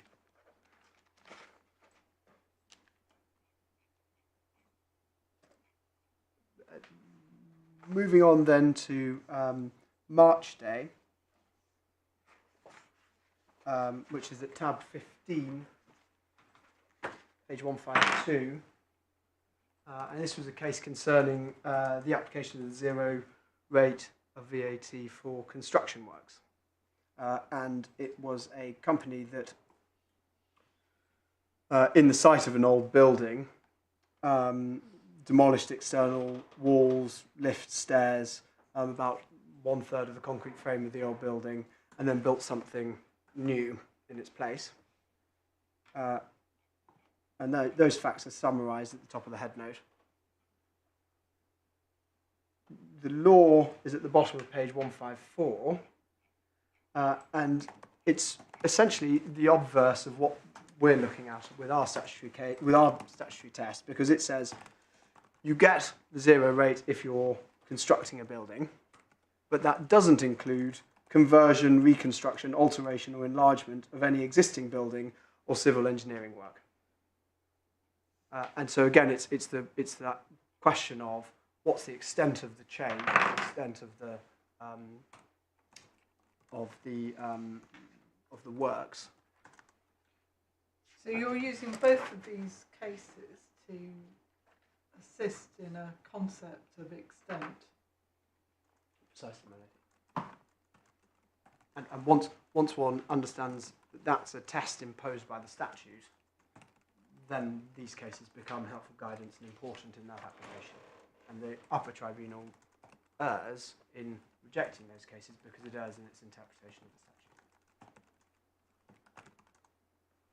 Now, the Court of Appeal sets out the critical question, which is again whether it's the conversion, alteration or enlargement of something existing, and that's at page 155. And then again, I just ask you to turn to page 159 of the decision, and it's those highlighted passages, and it's talking about the nature of exchange, of alteration or change, and how it's on a sliding scale depending on the extent and nature of that change. And that's helpful again in this instance, in the application of the legislation in this instance, where one's sliding insulation in, and it's an exercise that the First Tier Tribunal failed to undertake, the extent of the change, and that the Upper Tribunal wrongly failed to correct. And then finally, just for your note, at the bottom of 159, I've highlighted just some commentary on the midway point. There's a suggestion that you analyse by the midway point. They say it might be a useful exercise. It's not. It doesn't determine the test of whether what you've done is change or alter something. So that's my ground 2, or what was ground 2-1. Moving on to ground 3, and this is the midway analysis. And at paragraph 82 of its decision, the First Tier Tribunal commits the error of analysing the supply by reference to the midway point in installation, or the point during installation, and in so doing conflates the statutory 4 with its own 2. And I say that's a material error of logic and law. I say it's material, just to clear that out of the way. The Upper Tribunal recognises its material at paragraph 53 of its decision. The Upper Tribunal says, well, paragraph 53, which is Core Bundle 9, page 87, says this wasn't the First Tier Tribunal equating form with roof, or roof covering with roof, because it goes on to consider other issues, e.g. goes to paragraph 82. So in the Upper Tribunal's view, it's material.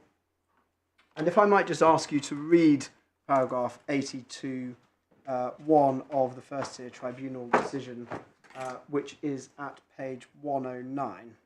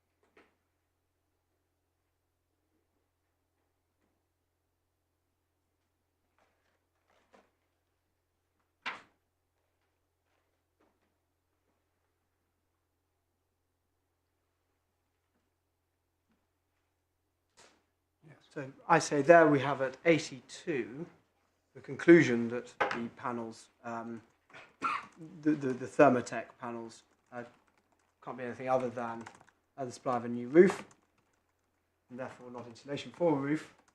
And 82.1 gives the reason for that. I'll come on to make points on 81, 2, 3, 4, and 5 under the next ground, but focusing on 82.1, I say that that is, with respect to logical, and it's illogical to look at the midpoint and say, well, is this frame for a roof? It's not so because you didn't at that point have a roof, and now after. That's just one part of the analysis at 82.1, isn't it? Well, my lord, I think if going through 82, Yes, what are the reasons given for the conclusion? And actually, when we go through that's one reason, but I mean, even if one looks at the 82.1 in isolation, the first sentence is an important part of the reasoning. And that doesn't depend upon a midway analysis, which is what follows later on in the paragraph. But I'm just slightly pushing back against the argument that this depended wholly upon a midpoint analysis. The midpoint analysis is an illustration of what I said at the beginning. Well, I think reading the paragraph together, it says HMRC points out the essence of a roof is to protect against the elements, and that's in the context of saying, well, does the frame as it stands protect against the elements? No, therefore it's not a roof. Therefore, what was supplied is a roof. Well, there's nothing terribly controversial about that. I mean, the frame isn't a roof. Nobody's suggesting and I exactly, my lord. But it's not at all relevant. It's not the right test to apply in determining whether what has been supplied is insulation for a roof or a roof. That I understand. And I say it also falls into the error of looking at the 2 rather than 4. And if I can just develop that a little. Take the example, by way of illustration, of a person who's buying a roof from person A, and they're buying fiberglass insulation for that roof from person B. Person A starts fitting the roof, they put in all the structure, they put everything there. At that point, everyone agrees there's no roof. Person B, at that point, comes and installs the fiberglass insulation, and then person B comes and finishes the roof. Well, at the point at which... Person A comes and finishes the roof. Person A, I'm sorry, yeah. Comes and finishes the roof. So he puts the tiles on. He puts the tiles on the top. After the insulation. Right, so you put up the timbers. Yes. You then fill them with insulation, and somebody comes back and yes. There's 2 different people, 2 different suppliers. Yes, right. And on the midway analysis, one would have to say the fiberglass insulation wasn't insulation for a roof because it's confusing 4 and 2, because at that point there was no insulation to which the roof could be applied. So we say insulation for a roof doesn't necessitate there being a roof to which you're applying the insulation at the time of installation.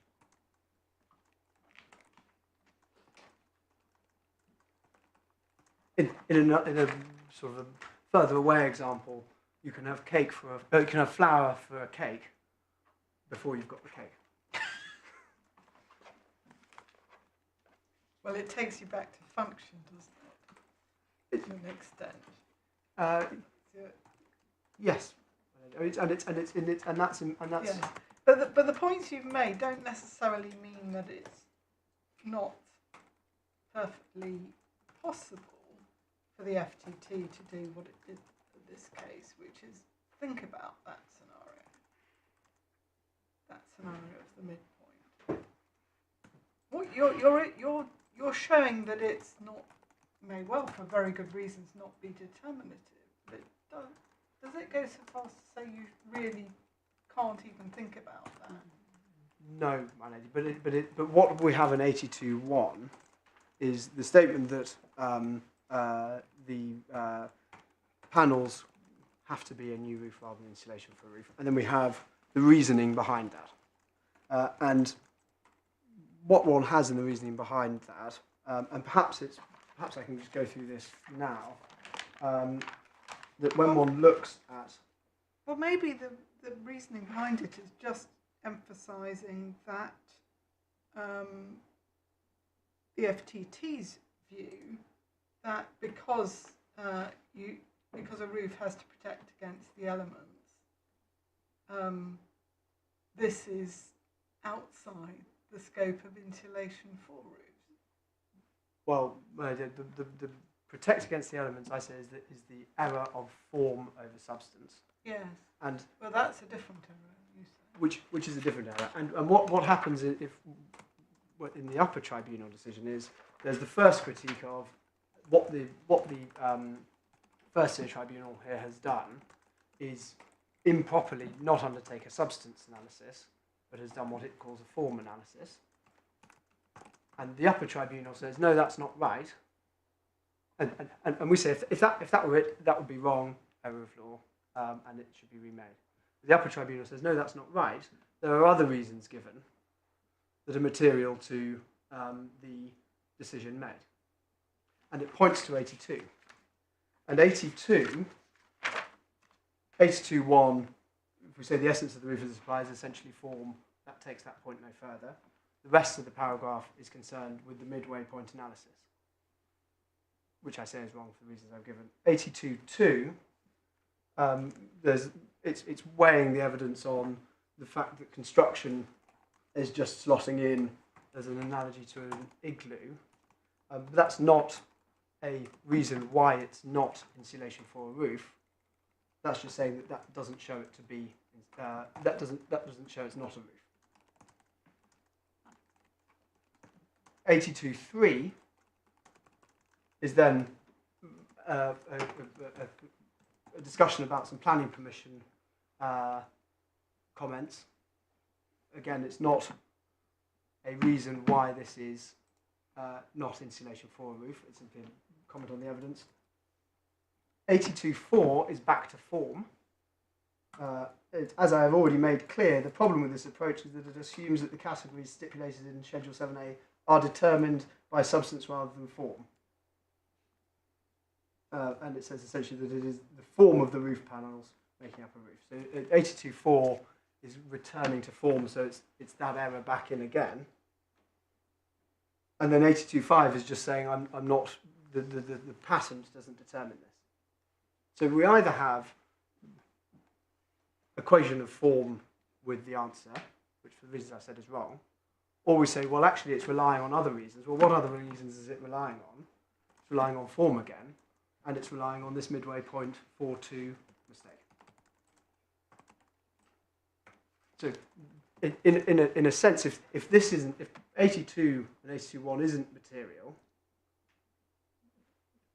the rest of the decision is relying on form rather than substance and is wrong for that reason. If it is material, it's misconceived, it's wrong in logic and law, and there's an error of law. So whichever route down one analyses the First Tier Tribunal decision, one runs into an error of law in the analysis.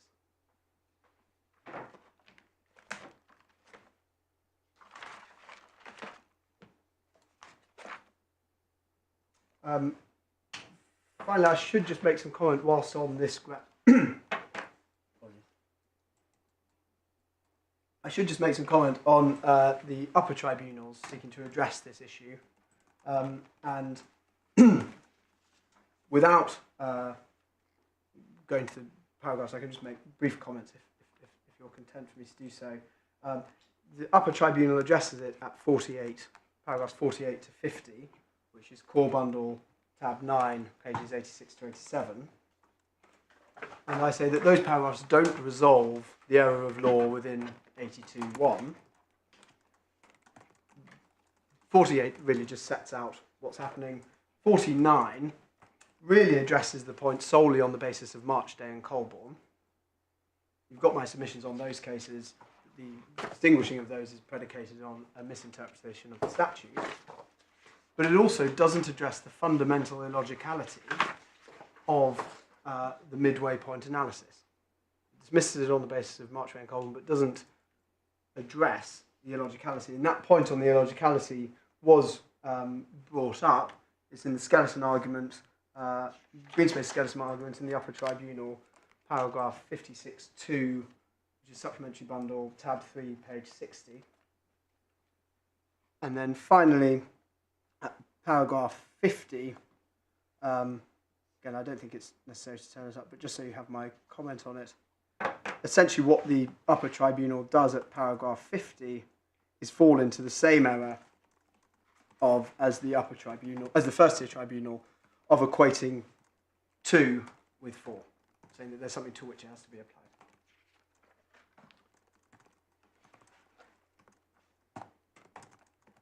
And I say that's an error of law which entitles you to remake the decision.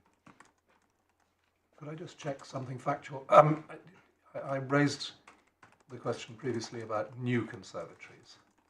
Are the supplies in this case ever made into new conservatories? Are they always replacement roofs? My lord, I don't. What does the evidence say about that? I don't think there is evidence on it. As I understand it, the vast majority is into an existing. Right, it's upgrades to conservatories is what was being considered here. And the way in which it's advertised is in that. Right. So what we're concerned with, I appreciate we may need to think outside the box when deciding what we're concerned with, but what we're actually concerned with here is essentially the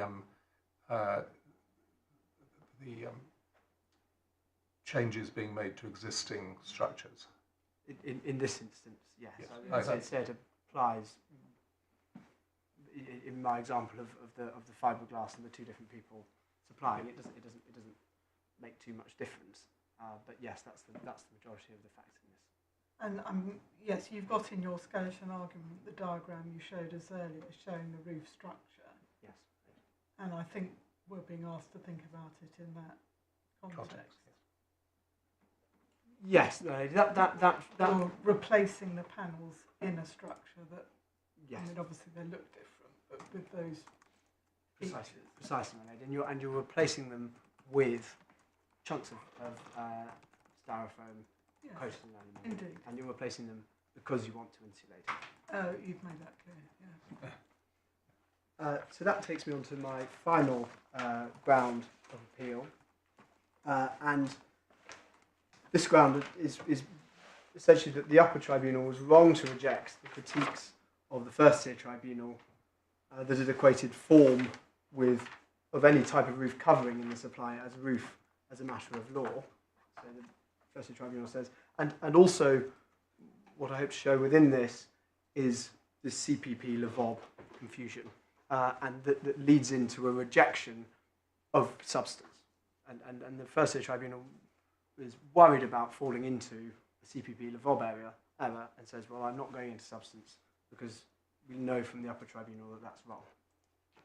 So if I might take you then to the first tier tribunal decision, which is core bundle tab 11, and I might start at page 107 of the bundle, which is the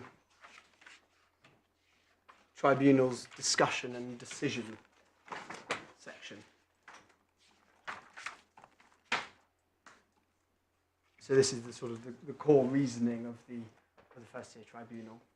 To take you through it, Paragraph? paragraph 72. Thank you.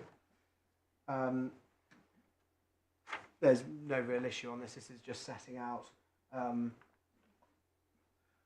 that an exemption requires a strict but not restrictive interpretation of the language. 73. Sorry, so that point is not in dispute, That is one's it? With the important point that it's not restrictive, it doesn't denude it of its purpose. Yeah, yeah. 73, the top provides a conclusion. 73.1 falls into the 2.4 error. It says all of the points listed in Schedule A, all of the different types of things listed in Schedule A, all of which are a type of product which are applied to an existing structure. So it's putting 2 in where there should be a 4, and you don't need the existing structure.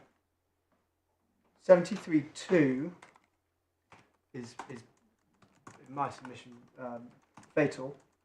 73.2, the primary test of the legislation is one of form. Greenspace's roof panels are in the form of roof coverings. It's in the form of a roof. 73.4 is the CPP Levob fear, saying we're not going to get into arguments of substance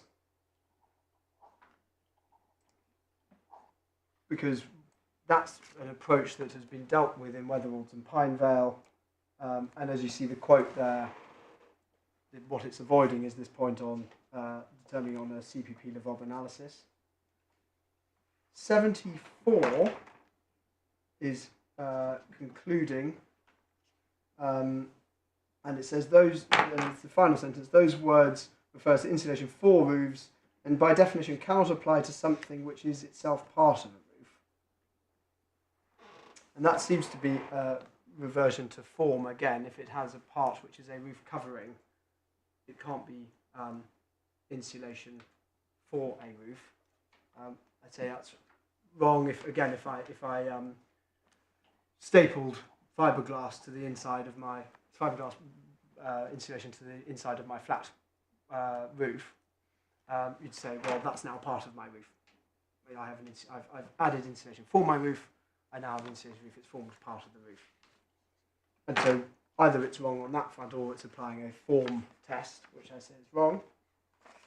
There are then comments on... Did you comment on 3? I may have missed it. 73.3. Oh, I'm sorry. Again, this is a reliance on form. This is saying that because you've got the roof covering part, the function of providing insulation is not relevant. So because you've got roof covering, you're out of the reduced rate. You can't qualify because roof covering in form equals roof.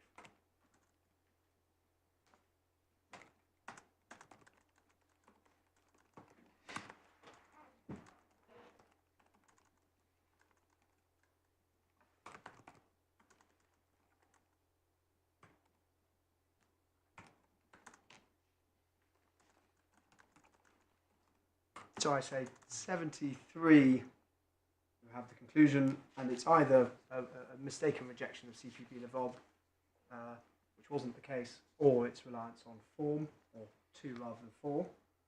Then we have comments on Pinevale, and we get the conclusion at the top of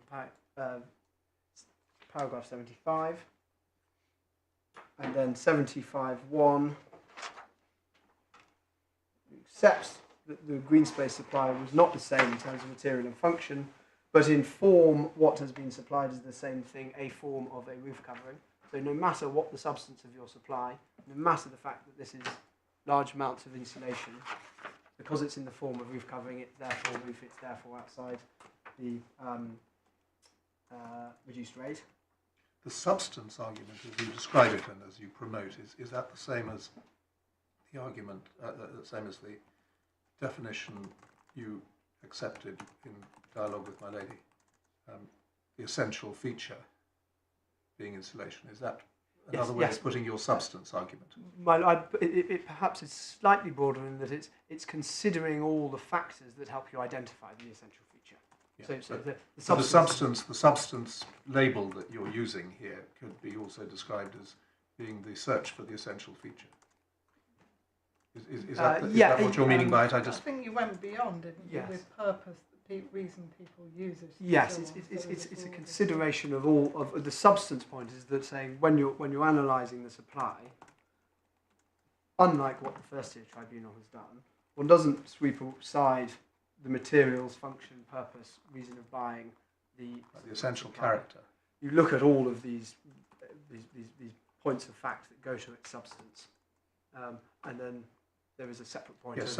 So on that argument that everybody needs to keep the rain out, fine, but they choose this particular product because it keeps the rain out. but actually the essential characteristic of it goes, you would say, a great way beyond that. Exactly, my lord. And actually, the people who are buying it are already keeping the rain out. They're not buying it. They're not. They've got a conservatory roof that's just not insulated. And we've seen the marketing data, the questionnaire survey on that. Why people are buying it is insulation. They've got a way of keeping the rain out. Right, and just so that I shouldn't harbour wrong thoughts about this, is there any difference? Would there be any difference if it was insulation for roofs or insulation of roofs, which I appreciate is not the statutory test? The insulation, I suppose there is a difference. As I'm nervous of going into counterfactuals on the statute, yes, but I think there is a statutory difference, and there would be a difference in that of insulation of roofs may be more akin to insulation to a roof. It's the installation of insulation of roofs might one could see be worse for you than insulation for roofs. Yes. Precisely what it would mean in the terms of the test, I don't know. But I would say we're in the 2 of 4. We're right over here in 4, and we don't really have to worry about whether there's a roof in existence prior. We'll just look at what we've got. 75.2. This again is a CPP LeVob concern and reason for not looking at predominant purpose, and in essence a rejection of the substance argument. So I say that's with respect tilting at windmills. It's not an argument that was before the court, and it's not relevant to this appeal. 76 also comes back to a CPP LeVob conclusion with an approach which assumes that what has been supplied can be analysed as something other than a single supply. That's a fear over CPP LeVob. Wrong. So what people want to avoid, as I understand it, not being a specialist in this area, let me just say what's in my mind so you can correct it, is that suppose your client went along and put in a 2mm aluminium roof, and then came back, which was obviously not durable and not commercial, doesn't work, and then came back and put underneath it a large amount of styrofoam on. Subsequently, he wouldn't be in a position to lower rate for the styrofoam.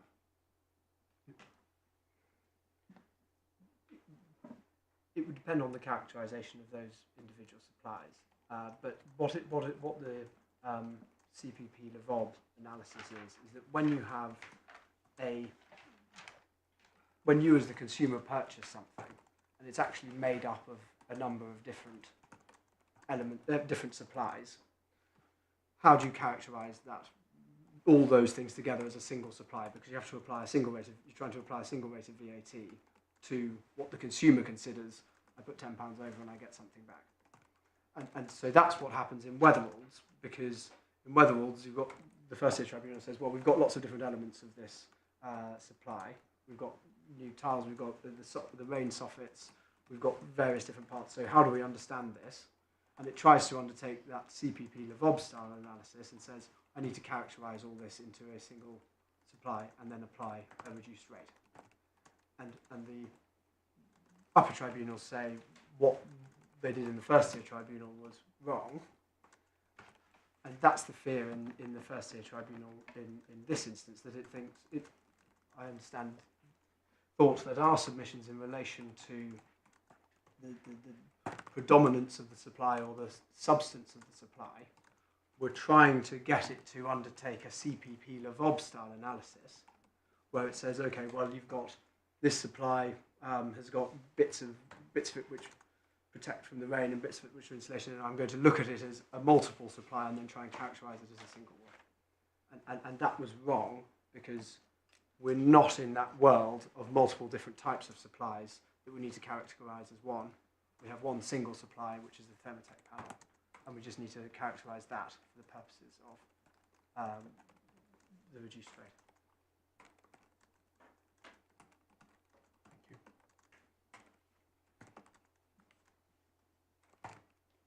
So 77, again, is a return to form. 77 and 78. 77 is somewhat confusing,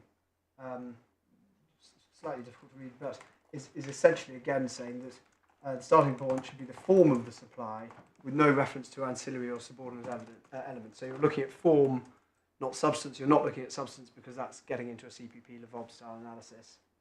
And then 78 is on the basis of the above. Greenspace must be treated as something which is more than insulation. So I say that's a conclusion following from the preceding flawed reasoning. Paragraphs 79 to 81, I say don't really take the decision any further. There's a conclusion at the top at paragraph 79, which is that Greenspace argued that its supply of roofing panels did not amount to a roof or replacement roof. Says that's wrong. And then really just records its understanding of certain arguments that Greenspace made. It doesn't, first the Tribunal there doesn't address those arguments or deal with them. So I don't think that's part of the reasoning. 82 and the sub-paragraphs I addressed you on, but just to go through them quickly one more time. 82 at the top I say is the conclusion.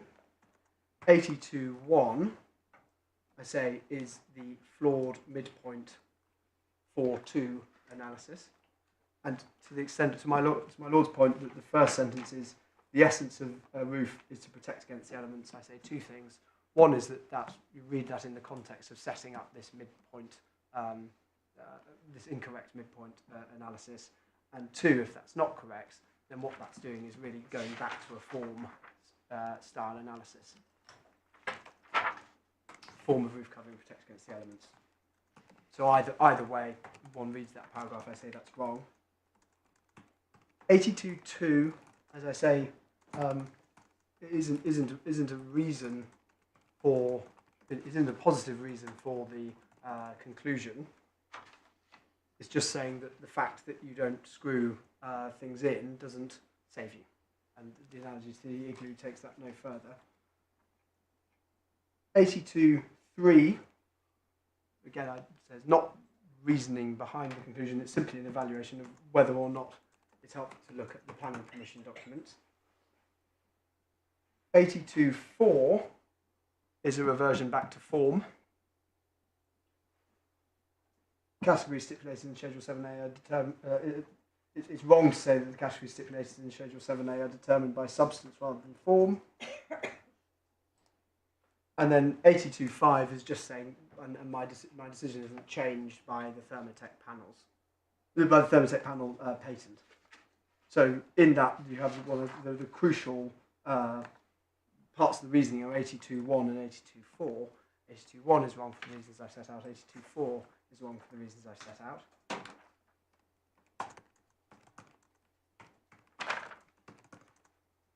'83 down to 86 under the title Form versus Substance.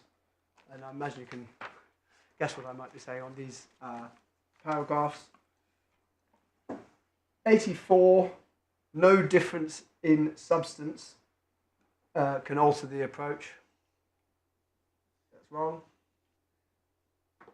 85 is somewhat peculiar. It refers to Becco. And there says, to speaking of the materials before they become part of the wall, the legislation is not talking about the wall itself. And the legislation looks at to the materials supplied which will, following installation, form part of the wall. And that's in contradistinction to the point that the Tribunal makes earlier, where they say this can't form part of the roof.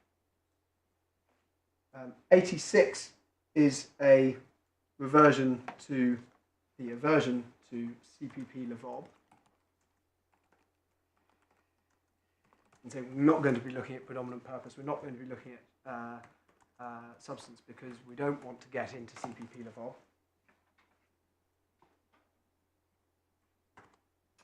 And then perversity of categorization, 87 to 89. I say, reading 87, the first tier tribunal accepts that its decision at least hints at perversity. Whether or not that's the case, I say it does create a perversity, that if one stuck Thermotec panels to the bottom of the glass panels in the conservatory roof, you'd get the reduced rate on the FTT's basis, because it says not form of roof covering, we don't look to the substance, and if it's underneath it isn't, but you don't get it if you stick it on top. I say that's a perverse and absurd result. And I say Well, it's unreal, isn't it? I mean, your example is unreal because you don't go sticking insulating materials on top. Well, if one slides it in place, Sorry? perhaps, my lord, if one slides it in as one does into the place where the glass panels are, and there are companies that attach insulation to the bottom of your glass panels. I understand that, but what I mean is, in the real world, you don't put the insulation on top of the weatherproofing. But anyhow, I'm not aware of any examples. But the point being that if all they say is that all this turns on, it's perverse that if you slide it in, you slide the panels in, one doesn't get the reduced rate, whereas if one stuck them underneath, one would get the reduced rate. And that perversity comes from the issue of form over substance. And 88 and 89, I say, are wrong because, as I have shown, issues of perversity go to points of interpretation, and that one construes against the absurdity or the perversity. And it's not an answer just to say, well, Parliament's got to fix this in due course. And that's not for the tribunal to say. You say, you talk about absurdity, and I've got your points on board about absurdity, but this court has to be very careful about treading on Parliament's toes or going too far. And my question to you is this: would it not be a legitimate political choice for Parliament to say, let's just talk about in the context of water tanks, to take it away from roofs, we're prepared to extend the reduced rate to lagging that you put round a water tank, but we wouldn't want to extend the rate to a water tank that was built in a particular way, let's say to conserve energy. And you might not like that, but actually it's a political choice, it's got resource implications, there are lots of other factors coming in here, so that's the choice that we make, and that's what we're going to put in the statute. Yes, my lady, and that's the point on for a water tank rather than a water tank itself. But coming to the perversity point, if we concluded that what the statute reduced, or the reduced rate applied only to insulation for a roof, and that let's just say Judge Short was right, your perversity argument doesn't run, does it? Because you just say, well, that's what the statute says. Well, the perversity suggests that the reading of the statute is therefore wrong, and once one identifies that perversity, one can then go back and check on the interpretation of the statute and say, well, is that really the right interpretation of the statute? And for the reasons that I've set out on what I say the words say and the underlying purpose of that statute, no, it's not. It's not right that perversity arises. I suppose what I'm really saying is just to put the point that one person's perversity, and I do understand how you put it, might just be somebody else's legitimate political choice. It's just the statutory demarcation. Right, there is still an assumption that Parliament is acting rationally in its operation, and one is still trying to discern from the words of the legislation what it's seeking to do. And that's the essence against which one looks at the perversity. And I say when one looks at the statute and one properly analyses it, and then looks at this example of sticking it on underneath versus sliding it in, as against that purpose, as against those words, Parliament's purpose, Parliament's words, is a perversity being created. And so it's in a sense, it's not my perversity, it's a perversity for Parliament. But on your approach, someone might say there's perversity in another place because you might get reduced rate for your sliding in panels, but as appears to happen in fact, if you need to replace some of the roof structure, even though all the client wants is an insulated roof, your surveyor goes around there and some of the roof structure is not quite up to the job, that converts it into a standard rated supply. So my point is, you can argue that there is perversity, can't you, in any dividing line? But the relevant perversity is the perversity against the purpose and words of the statute. And so yes, in you might say, all else being equal, why should I pay more VAT for a new roof, whereas I don't pay when I pay for insulation for a roof? But you're not judging perversity in a vacuum. You're judging perversity against the facts on the ground and the words and purpose of Parliament. Now, the words and purpose of Parliament are insulation for a roof, and you have my submissions on what that entails, and the purpose is plain from those words, and you have my submissions on that. And we look at those words and that purpose, and then say, read against that, does a discrimination between a supply that slides in and a supply that sticks underneath cause a perversity against that purpose? I say, yes, it does. Well, you don't need the perversity argument. It's redundant, isn't it? Because you've already got there, you say, on your interpretation of the primary statute. So this doesn't add anything. Yes, right. I don't need the perversity argument. It supports my case. And it's, I mean, if in an ideal world, yes, I could stand up and I say, this is insulation for roofs, that's what the statute says. We all know that falls within it, and therefore the reduced rate applies, and that's perhaps what those on my side think. But the nature of it is to explain why one gets that, and the perversity argument is a check on that, and it helps to explain why my conclusion, I say, is correct.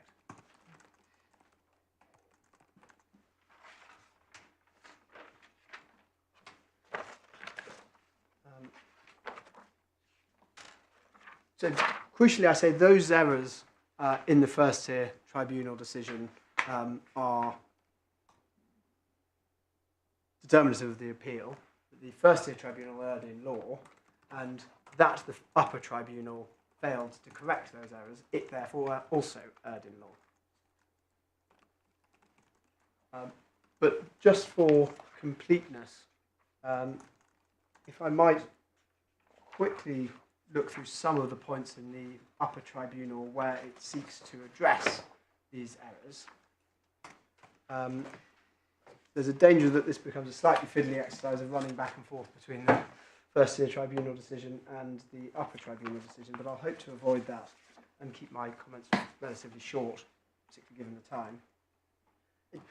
In short, what I say, in sort of a broad headline summary, I say what the upper tribunal does is say, well, yes, there may be errors, there may be issues, there may be ways we wouldn't have put it, but one can read it all as a whole, and that, read as a whole, rescues it. And with respect, that comes down to so many wrongs making a right.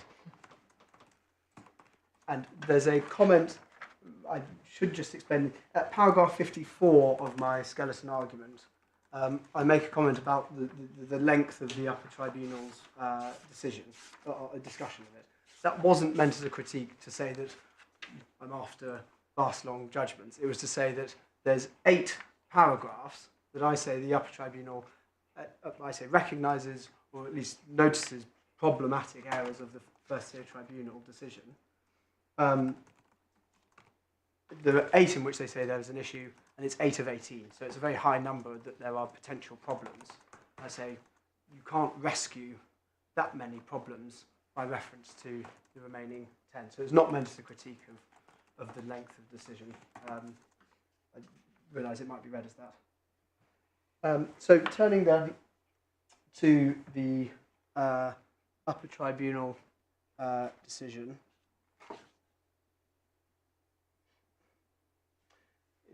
Starts at paragraph 52, the sort of key discussion which is page 87.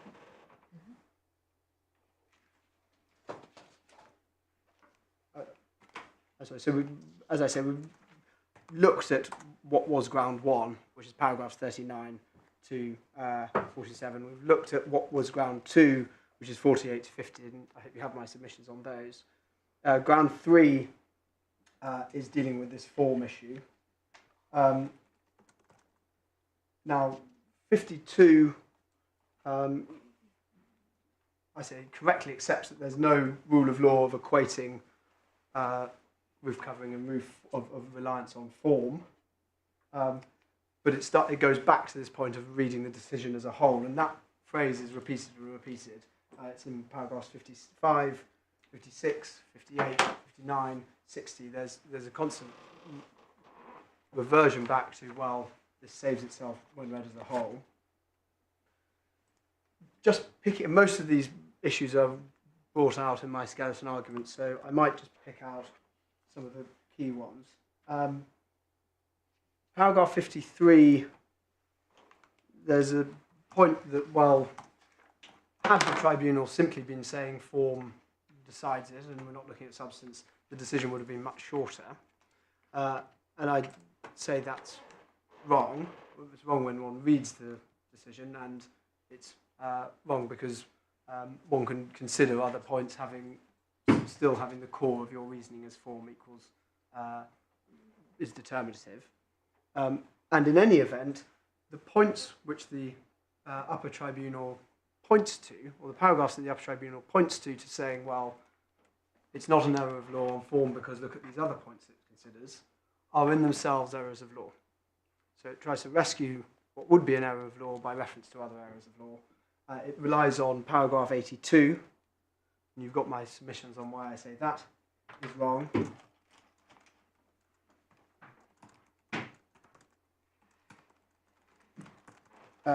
Paragraph 54, there's just a comment on the must. Again, I'd say when one reads the Upper Tribunal decision, there's a slight pulling away from the language chosen by the first tier. And you see it in things, in comments like undue emphasis on must, except that this isn't statute, but they do have to ultimately respect the words chosen by an experienced first tier tribunal judge to describe her conclusions.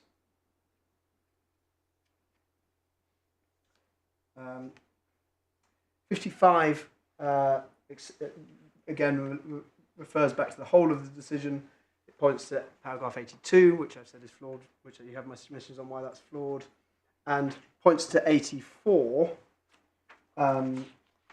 it's saying that there's a correct statement of the law, and you have my submissions on 84, that 84 is a reliance on substance, on form over substance, and that is wrong in law.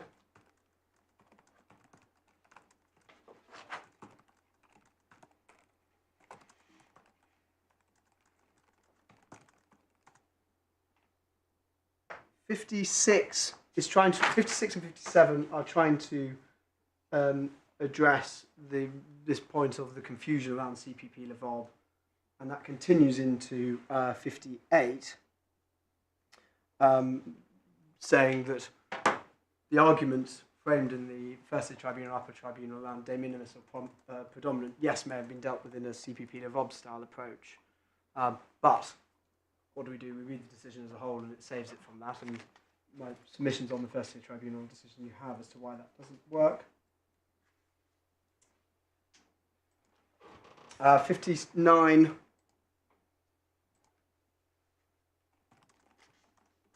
Again, there's another reference to the decision as a whole to save a potentially flawed paragraph, and I say the reference to 73, paragraph 73.4 of the First Tier Tribunal decision again doesn't save it. I have my submissions on that paragraph and why that doesn't, why that paragraph is flawed.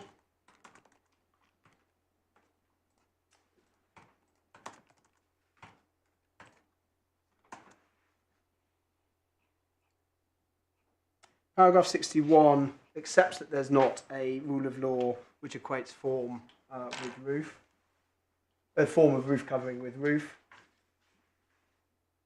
I say that's right.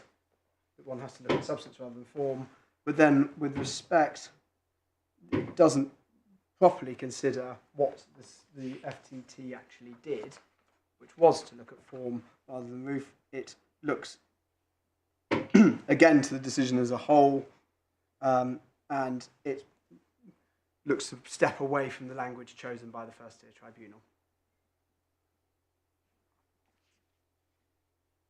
62, again, there's this reference to the decision as a whole, trying to rescue a problem that's there, and I say the whole doesn't save it because there's flaws in the whole.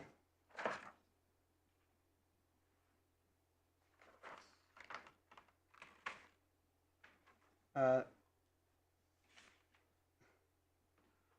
62, again back to the reading as a whole, refers back to paragraph 61 of the first tier tribunal decision.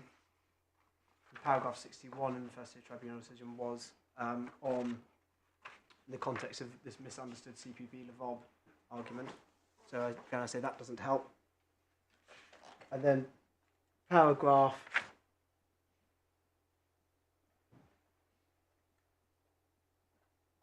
62, you have my submissions on. Paragraph 63, I have nothing to say on. It's simply addressing an argument as to whether the Thermotec panels in the back of a van count as a roof. And the point being there that you've not got, when you've just got these panels, a roof, so it can't be that they were there for the supply of a roof. I say that's correct, but don't place too much emphasis on it. So that brings me to my concluding remarks.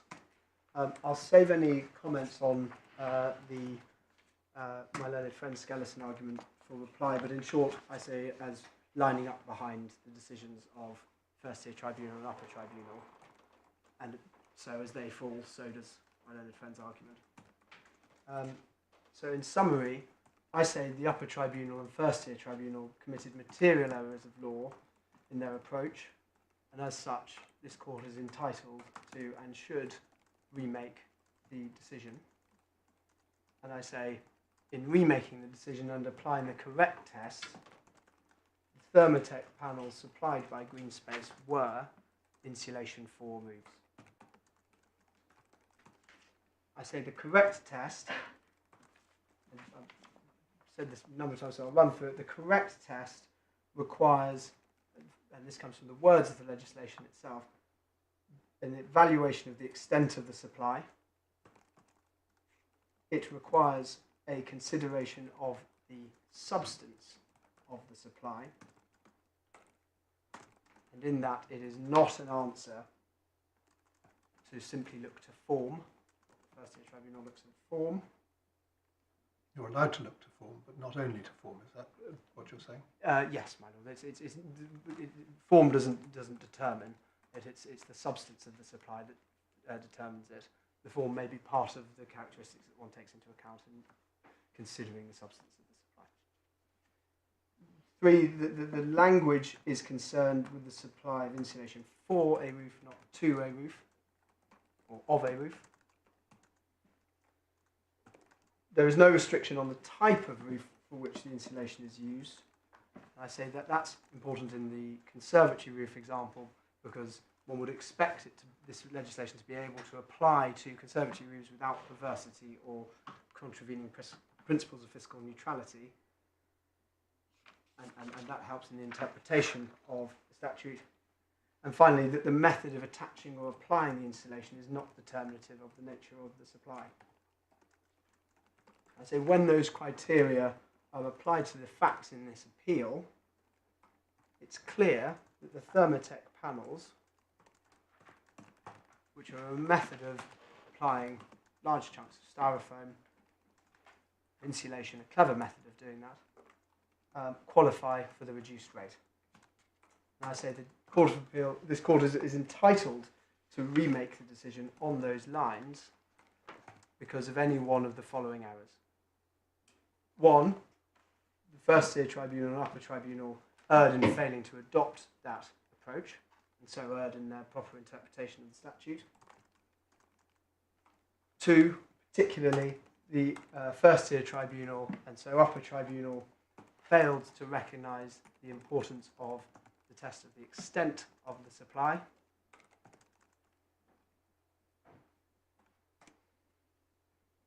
Three, first tier tribunal predicated. Could you just put the words extent of supply into a different, express them in a different way for me? They failed to recognise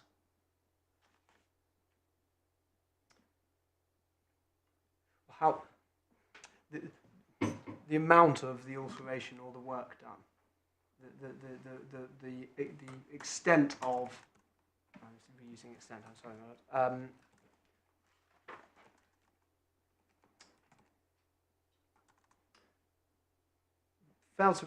Fail to recognise the question of how far does this supply go?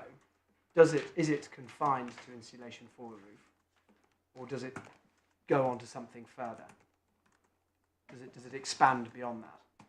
And as originally, I think it's probably capable of being put in simpler language. If you were explaining it to a child, could you just say that the tribunal failed to realise how important it was that you have to look at whether it's insulation roof or something more.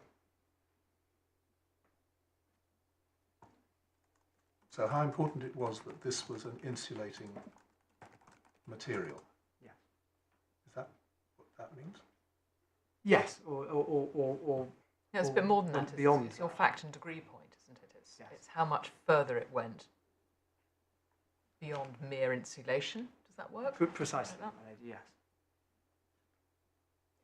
that? I think. Yes, thank you.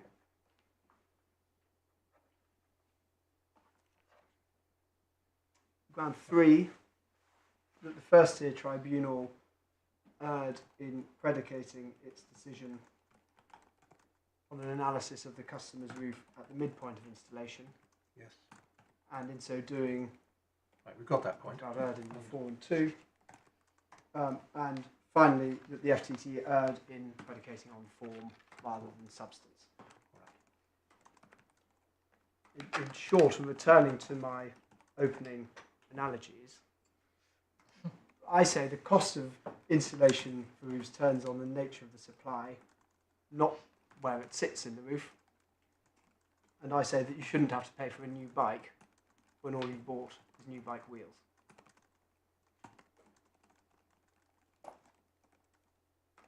And unless I can assist the court any further, those are my submissions. Thank you very much, Mr. Henry. Very well. Immaculate timing. Yes. Ms. Vickery, shall we start at 2 o'clock? Yes, thank you.